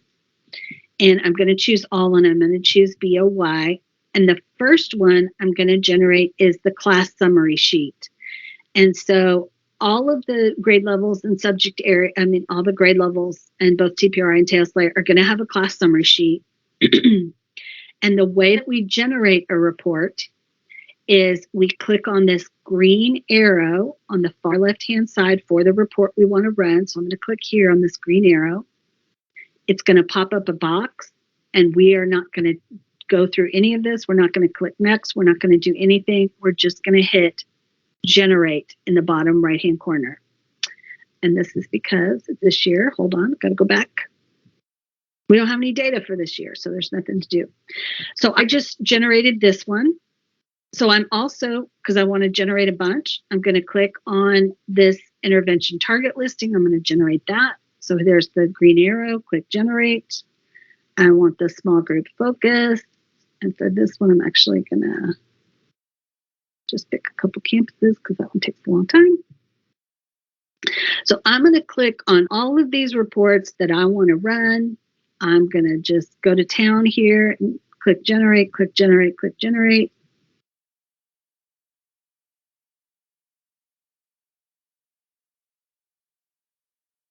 So I've generated all these reports, and where are they? Well, they're up here in this generated reports tab. So if I click on this generated reports, it's actually going to open up another tab on my browser. And so now I can just go back and forth between those 2 tabs. If I click on generated reports again, it's just going to open up another tab in my browser. But now if I wanted to generate some more or do whatever I need to do, I can do that. So you'll see they're here, and when they're underlined and have the little arrow, they're finished. So you see this one's not quite done, and it says generating. So if I click on it, it's going to bring up the PDF for me. And this is a report that I can download or I can print. So if you want to download it, there's just this little download here that will save it off to your desktop, or I can print directly from here, either way. So I want to show you, this is the class summary sheet. I'm going to zoom in here. So this is Miss Moreno. We saw her earlier. And what I want to show you is your kiddos are going to be in alphabetical order. So we've got Abigail, then Jaliza. So in alphabetical order. And then it's going to give you this T column. And what's the T? It's tier. So Abigail was tier 2, Jaliza was tier 1, Avery was tier 1. Here is the group that they're in, their ABCD group, and their grouping factor, and then the band that they're in. And the bands are color coded too. So you'll see here that Gabriel here, he's in band 1, which is blue, which is our master's group. And then Aiden here is band 5, the red, that's our does not meet minus. So Abigail here was in our does not meet plus, but still she's in our does not meet. The date that they were tested, and then I'm going to zoom out just a little bit. I'm going to show you where the individual summaries are for the student in just a second. These are going to be more classroom oriented. So you're going to see this is the whole test going across. Our phonemic awareness, graphophonemic, word reading, all the way across. So this is our class summary. And there's a lot of color in here. And we've got a little legend up here at the top that will tell you why they're colored pink, what all the different highlights mean. But this is a class summary sheet. Again, very straightforward lists, kiddos one at a time. Okay. So the next one I'm going to show you is the intervention target listing. And if you remember those bands, this is the report that will do that. So again, here's Miss Moreno. We're going to keep picking on her. She just happens to be my alphabetical first. So it's going to list all the kiddos on the left-hand side. And this is going to show in her class her least successful student all the way down to her most successful student and the different bands that they're in. So again, this is going to show him or her, where they are. For me, this is a much better report than that class summary sheet, because this one is really going to tell me what I've got to work with, where I need to go, what I need to do, and who I need to do it to. So this is going to be a very, very helpful at the beginning of the year to just show you where you are. And then we've got, kind of the basics of the test coming across. How did they do on the different types of tasks? And how did they do on the stories? So this one is very important. This is, again, called the intervention target listing. So now that we know who we got to do something with, there is this report called the Small Group Focus Report. So I'm going to zoom in here, and I'm actually going to not pick on Miss Moreno this time. See if I can. I like this one better. Okay, so what we have here is one particular task. So you'll see this is blending word parts. And for this teacher, she has 5 students that were still developing on blending word parts. So the students that were still developing are going to be in this list. And for the Tejasle, anybody who is not desarrollado. So the NE and the NI will be in this list. So this teacher will know this is a good small group for working on blending word parts. So above this list, you're going to see we have 2 boxes.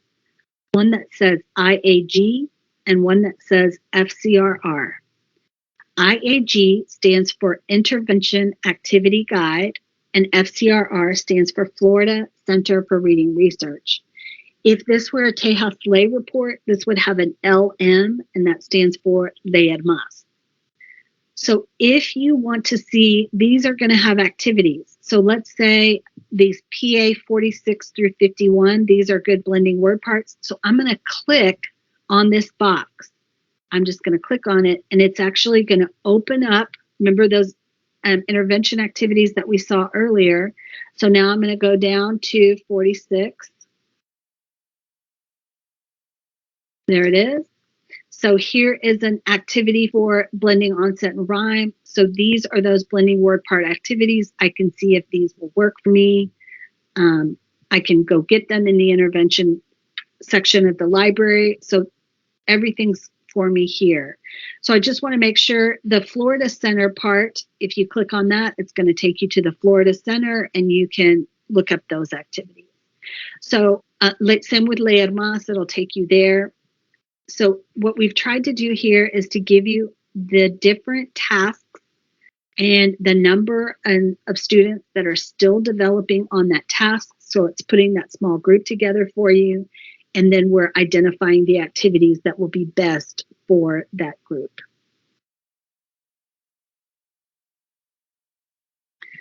Now, if you remember on the word reading and on the spelling, oh, this is a good one. On the word reading and on the spelling, we are tagging the parts of the words that they missed.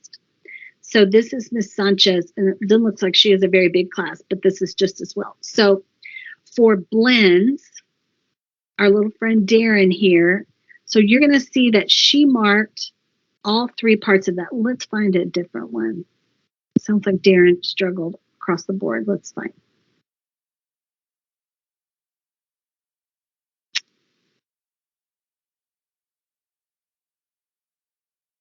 Well, this is fine.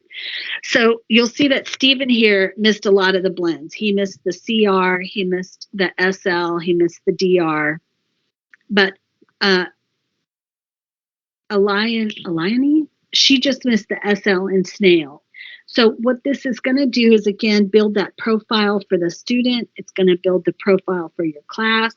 So for consonant digraph, here it is, the THs, the CKs, all of those. You'll see who missed that. So you can put your small group together of these students. So you'll see Isabella missed a bunch of them. So did Delisa. And again, we've got our little box up here. So this is showing us that GK 53, 54, 55, and 56, these are the page numbers that they're on. If I click on this, it's going to take me there. And I'm just going to scroll down to find 53. And here are the consonant digraphs. So this is an activity that I can do just with those kiddos that were struggling with that.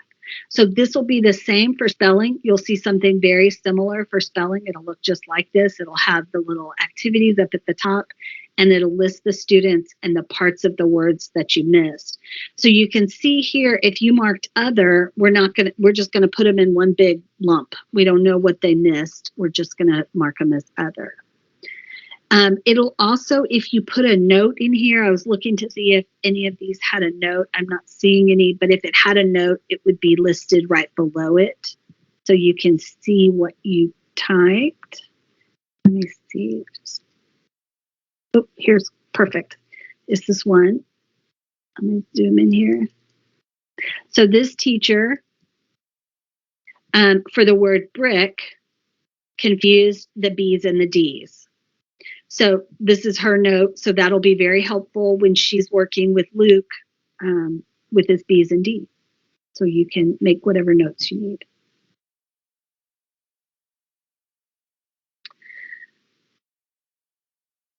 All right, I want to talk about comprehension for a second. And we know how important comprehension is. That's kind of the whole gist of why we're reading. And so this is a class comprehension report. So what we've got, these are those 6 questions that we asked. Remember for Tut, where does Tut sit? Remember, it's on Meg's lap. And what we're now going to see is that each of these questions has a type. So we had 2 recall questions, 2 linking details questions, 1 inferencing question, and 1 vocabulary question. Each story will be a little bit different. Some may have only one recall or two inferencing. It'll just kind of depend. But what's important about this is that we start to not look at just how did the kids do on comprehension. They either did great or they did terrible. And we look at the types of questions that they're struggling with. So if I look to the right here, there were 18 students in this teacher's class.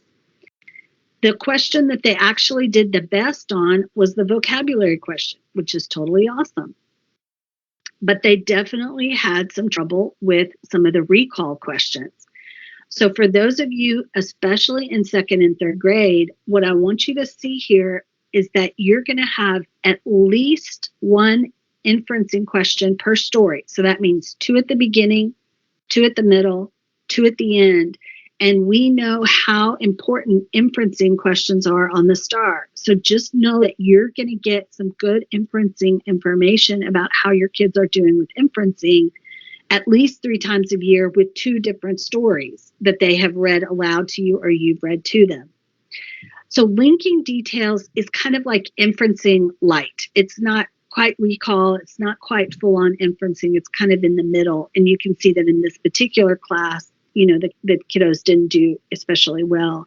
But this will definitely help you really start to drill down to the types of questions and who's struggling. So for example, for recall, we know that's like the basics. So we need to make sure that the kids who didn't get the recall, we work with them first because inferencing is going to come later. So here's the recalling details section. Everybody with a red dot here missed that question. So you'll see this student missed both of them. This student missed both of them. So that may be your first little comprehension small group are the kids who missed both comprehension in the recall because those kids are really not able to recall much of anything. And then work on your linking, your inferencing, and your vocabulary. Vocabulary will be kind of its own animal, and you'll just work with those kids independently. But the vocabulary they ask, it's not exactly the way STAR asks it, but it's pretty darn close. It's when the story says, they'll repeat the sentence, what does the word shuts mean? So it's pretty straightforward. So I hope this makes sense with comprehension is we don't just want to look at comprehension as a whole. We want to look at the types of comprehension that they're missing. So in this case, this was that second story, the baseball game. There's only one recall question, 2 linking, 1 inferring, and 2 vocabulary. So it's a little bit different. Okie dokie. The next one I wanted to show you, because I think this one is so important, is this is the errors that they made during the story. So again, I'm picking on Miss Moreno here. Here's the Tut story. You'll see it all across the top here. She tested 18 students, and overall, she tagged 97 errors. So remember, as she's tagging while they're reading, she tagged 97 things. The name Meg, she tagged 15 times. So this was her most missed word, which was 15%. And again, our Tut was a bunch. And Tut is kind of funny because she said, in the introduction, she says this story is called Tut. So you would think they would get it, but there you go. So you can see this is the way it went down. Has, a, sits, he, him, rubs, shuts, when. So definitely the words are getting more difficult as we go down, but this will help, especially you guys in the upper grades that the kids are reading more. This will really give you a great idea of where their problems are when reading connected text. Are they struggling with blends? Are they struggling with those vowel digraphs or the consonant digraphs? Whatever the case may be, that will definitely give you an idea of areas that you may need to work when you're talking about the different parts and patterns of the words. And then the last one I want to show you, you will only get to see once you've done middle of the year, because the beginning of the year is not, there's nothing there because this is a progress report. So for Miss Moreno, again, I'm going to pick on her. At the beginning of the year, this first student over here was Tier 2, Group A, in Band 5. So this kiddo was in our lowest band. She, I think it was a she, missed 80% of the test. So really struggling student. By middle of the year, yes, this kiddo is still Tier 2. They've moved up a group, but look at this. They have moved up 3 bands. They were on 5. Now they're on Band 2, which is meets.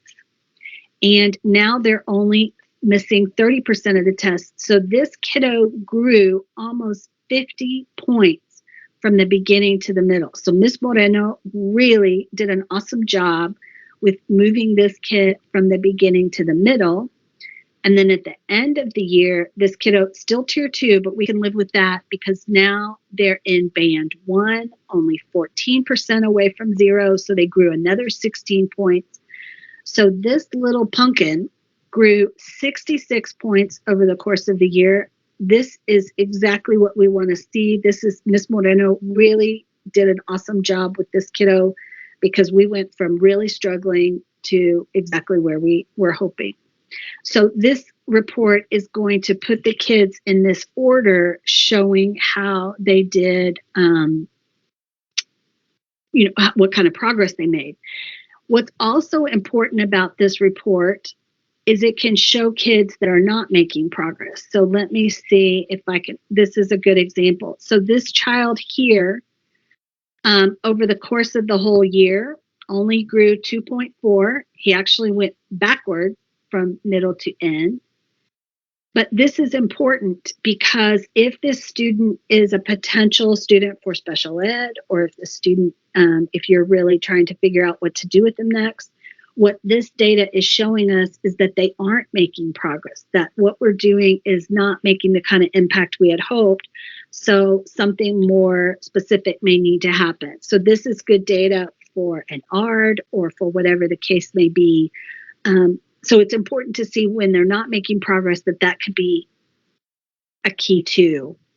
What I like about this report is that even if the student isn't ending up where we want them to be, so for example, this student with the 338 is still in our approaches band by the end of the year, which isn't great, but they still made 20 points progress. So this is awesome. They did, we did move the kiddo from not so hot to better. And that's really, kind of what we're hoping for in teaching, is just to improve the students. So even though they may not be where we'd hope, they definitely made some good progress. My last comment on this is the blue kids are not going to make much progress because they really don't have anywhere to go. So as long as they stay blue, we're pretty happy with that. We just don't want, now see, this kid even went backwards, but that's okay because they stayed blue. So this report is called the Class, Tier, and Group Progress Report. So if we remember, we're back here on our popular. This one is actually an all one. It's not going to be a BA one because it's going to use all 3 time points, your beginning, middle, and end. So this is that class, tier, and group progress. So we kind of looked at all of these different ones. There's a couple in here that you can choose if you want to, but if you just go into the popular, you're pretty much going to hit all the ones that you'd want. And so to circle back to Jennifer's question, I'm going to clear out the popular. And again, I'm back to my 10 gazillion reports here. And I want you to see that there, down at the bottom, there's an option for student TPRI or Tejas Lay. So if I choose the student, and again, I chose student TPRI, I'm going to get some choices here, which is the individual student summary. So this is going to be 1 report per student. This is per page, 1 kid per page. And we have 2 different ways of looking at it. So again, this is our first grade. You'll see over here, first grade, second grade, third grade, kinder. So if you're just second grade, you may only want to choose the second grade, so you have less to look at. So easy there. And so I'm going to generate both of these for you so you can see what they both look like. So again, I just click on the green arrow and go forward from there. When I come back over here into my generated, I'm going to have to refresh it.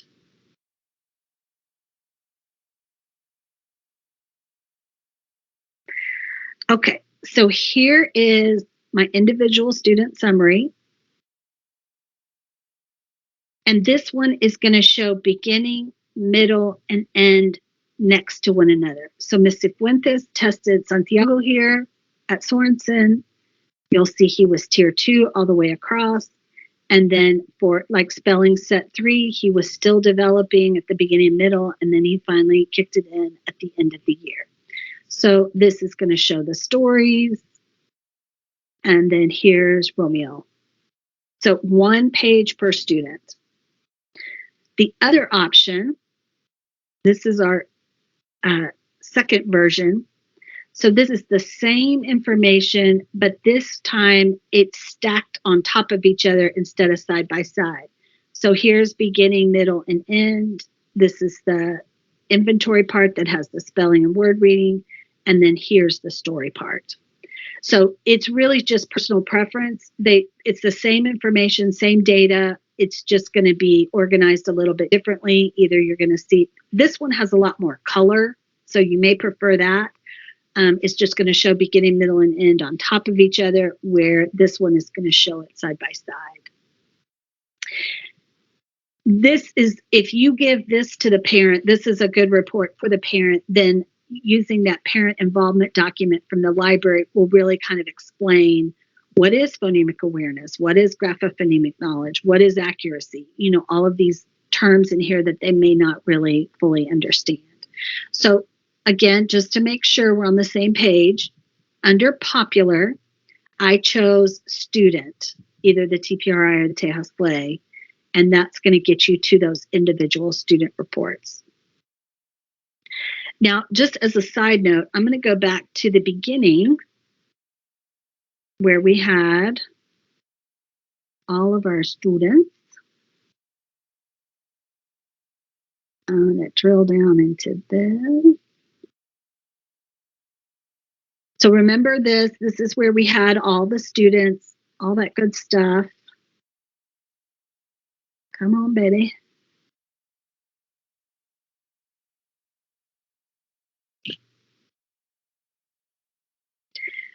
If you select one or many students, we also have this print button in the top right-hand corner. And this will give you some other reports that are a little bit different, but they will kind of help you nonetheless. So you can, we've got little samples here, but for example, I'm going to do this student progress report just to show you. And I just chose 3 kids, so it's not going to do my whole class. It's just going to do specific. We've got, you can kind of choose whatever you want. I'm just going to choose a couple.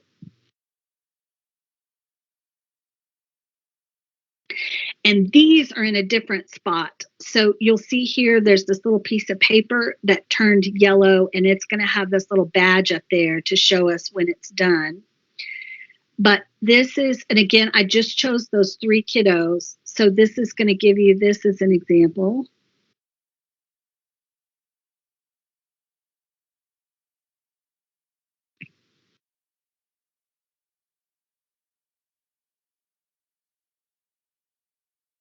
Oh, shoot, because I chose the wrong school year. There we go. So it's going to give you, again, those students that I chose, it's going to give you their information, how did they do on the test? Again, it's just a little bit different. I think this is doing it because I'm in the wrong school year. But I just wanted you to know that there are some reports that are within this that aren't those canned reports. And so if you want to try some of those, you're welcome to do that. There's some nice reports in there as well. Okay, so again, I'm going to go back to my little gears up here at the top.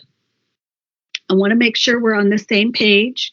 These gears, or whatever it is right now, it's the reports. The main things that you want to do here are the library, which is where all the documents are, videos, anything, intervention activities, all that good stuff is here in the library. And then Tango Central Reports is where you're going to go to generate your data, where you're going to get your small group reports, where you're going to find the correlations to the activities, all of that good stuff. Library and Tango Central Report.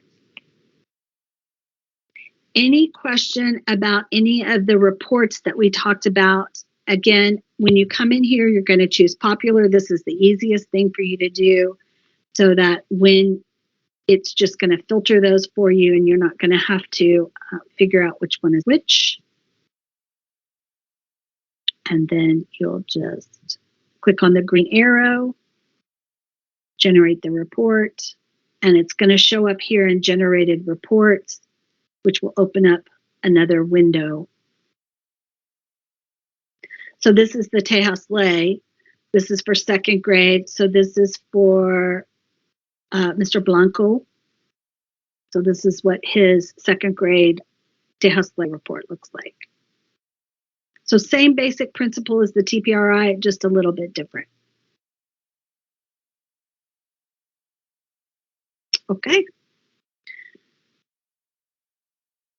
So the last little thing that I really want to make sure we're on the same page is down here at the bottom, in the bottom right-hand corner, there is a chat now option. So if you are ever in trends and you are lost or you are confused or you just want to chat with somebody, you can choose that chat now and they will direct you to the right place. Our support team is there. It's just a lot easier to do that. Instead of send an email or call, you can just get help immediately based on where you are, and they can point you in the right direction. So if you get here and you're like, I know there was a report, or I know there was a document, can you tell me where that was? They will direct you in the same place. So Yasmin, I'm going to let a district level person answer that question.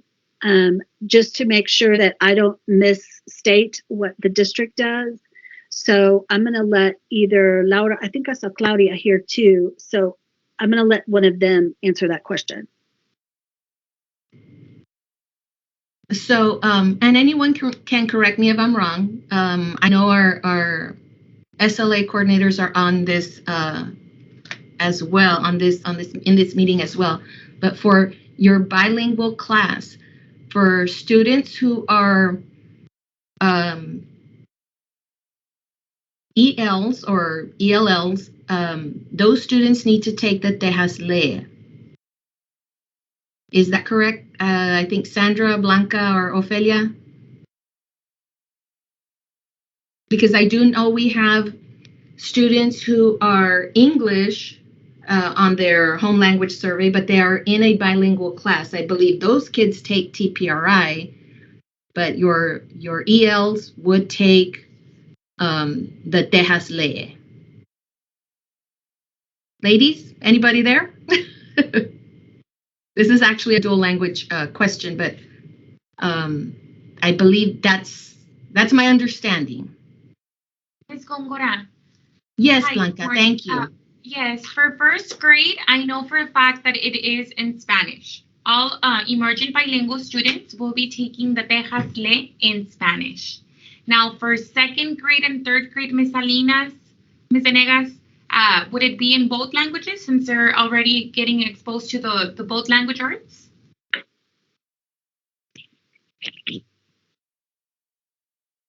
I don't know if they're in their office, but you know, we'll get that information to you, Ms. Olivares. We'll get that information and we'll go ahead and place it here in the chat. And I don't remember in the past dual language students having to take both exams, but I may be wrong. That's a dual language question. What generally the answer to this question when anybody asks me, and again, I always want to make sure the district has responded, but the purpose of the test is to figure out who's at risk in reading. And so if you're teaching the kiddo in Spanish, then you need to know what their reading proficiency is in Spanish. So you need to do the Tejas Ley. So regardless of whether or not you're trying to get them to go to like trying to transition them out or whatever. If you're teaching them reading in English, you need to know their reading proficiency in English. So you need to do the TPRI. Now, again, I don't know if that means that you have to do both, but if you're teaching them reading in both, I would think it would be important to know their reading proficiency in both. And again, I'm not saying that's what you guys are doing, but in general, that's what I would say about who gets which language is it's the language of your reading instruction. But again, they'll get back to you on that.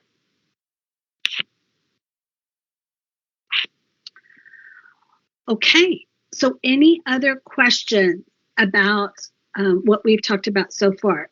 So I'm going to just review a little bit. So I have like a million little tabs open here.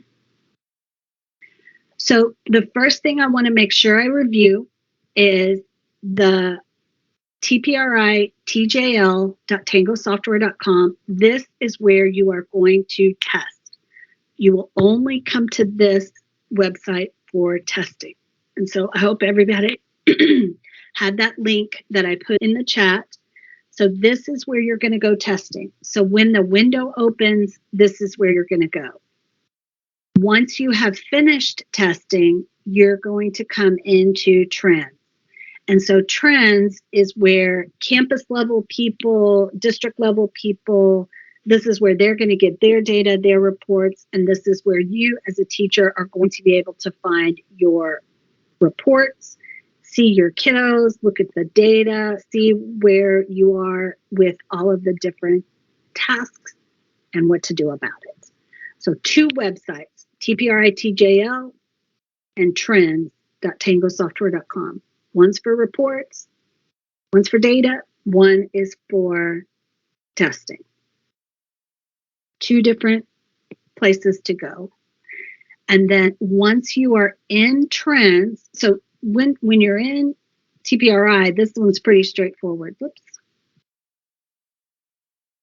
Assessment, either the TPRI or the Tejas Ley, beginning, middle, or end, your class, and then choose a kiddo. So again, this one should be pretty easy. You're just going to go down the list and then choose the student and go from there.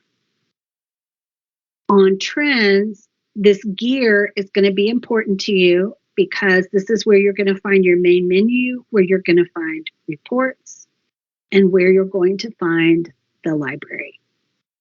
The library is going to have just documents, videos, intervention activities, parent letters, things like that. And Tango Central Reports is going to have your data. So this is going to be reports for your particular students.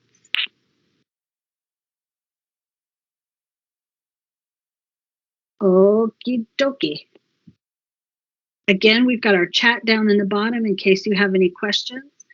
I do want to make sure if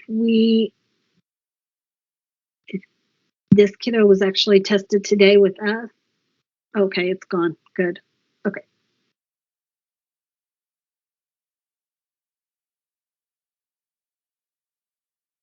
Okay.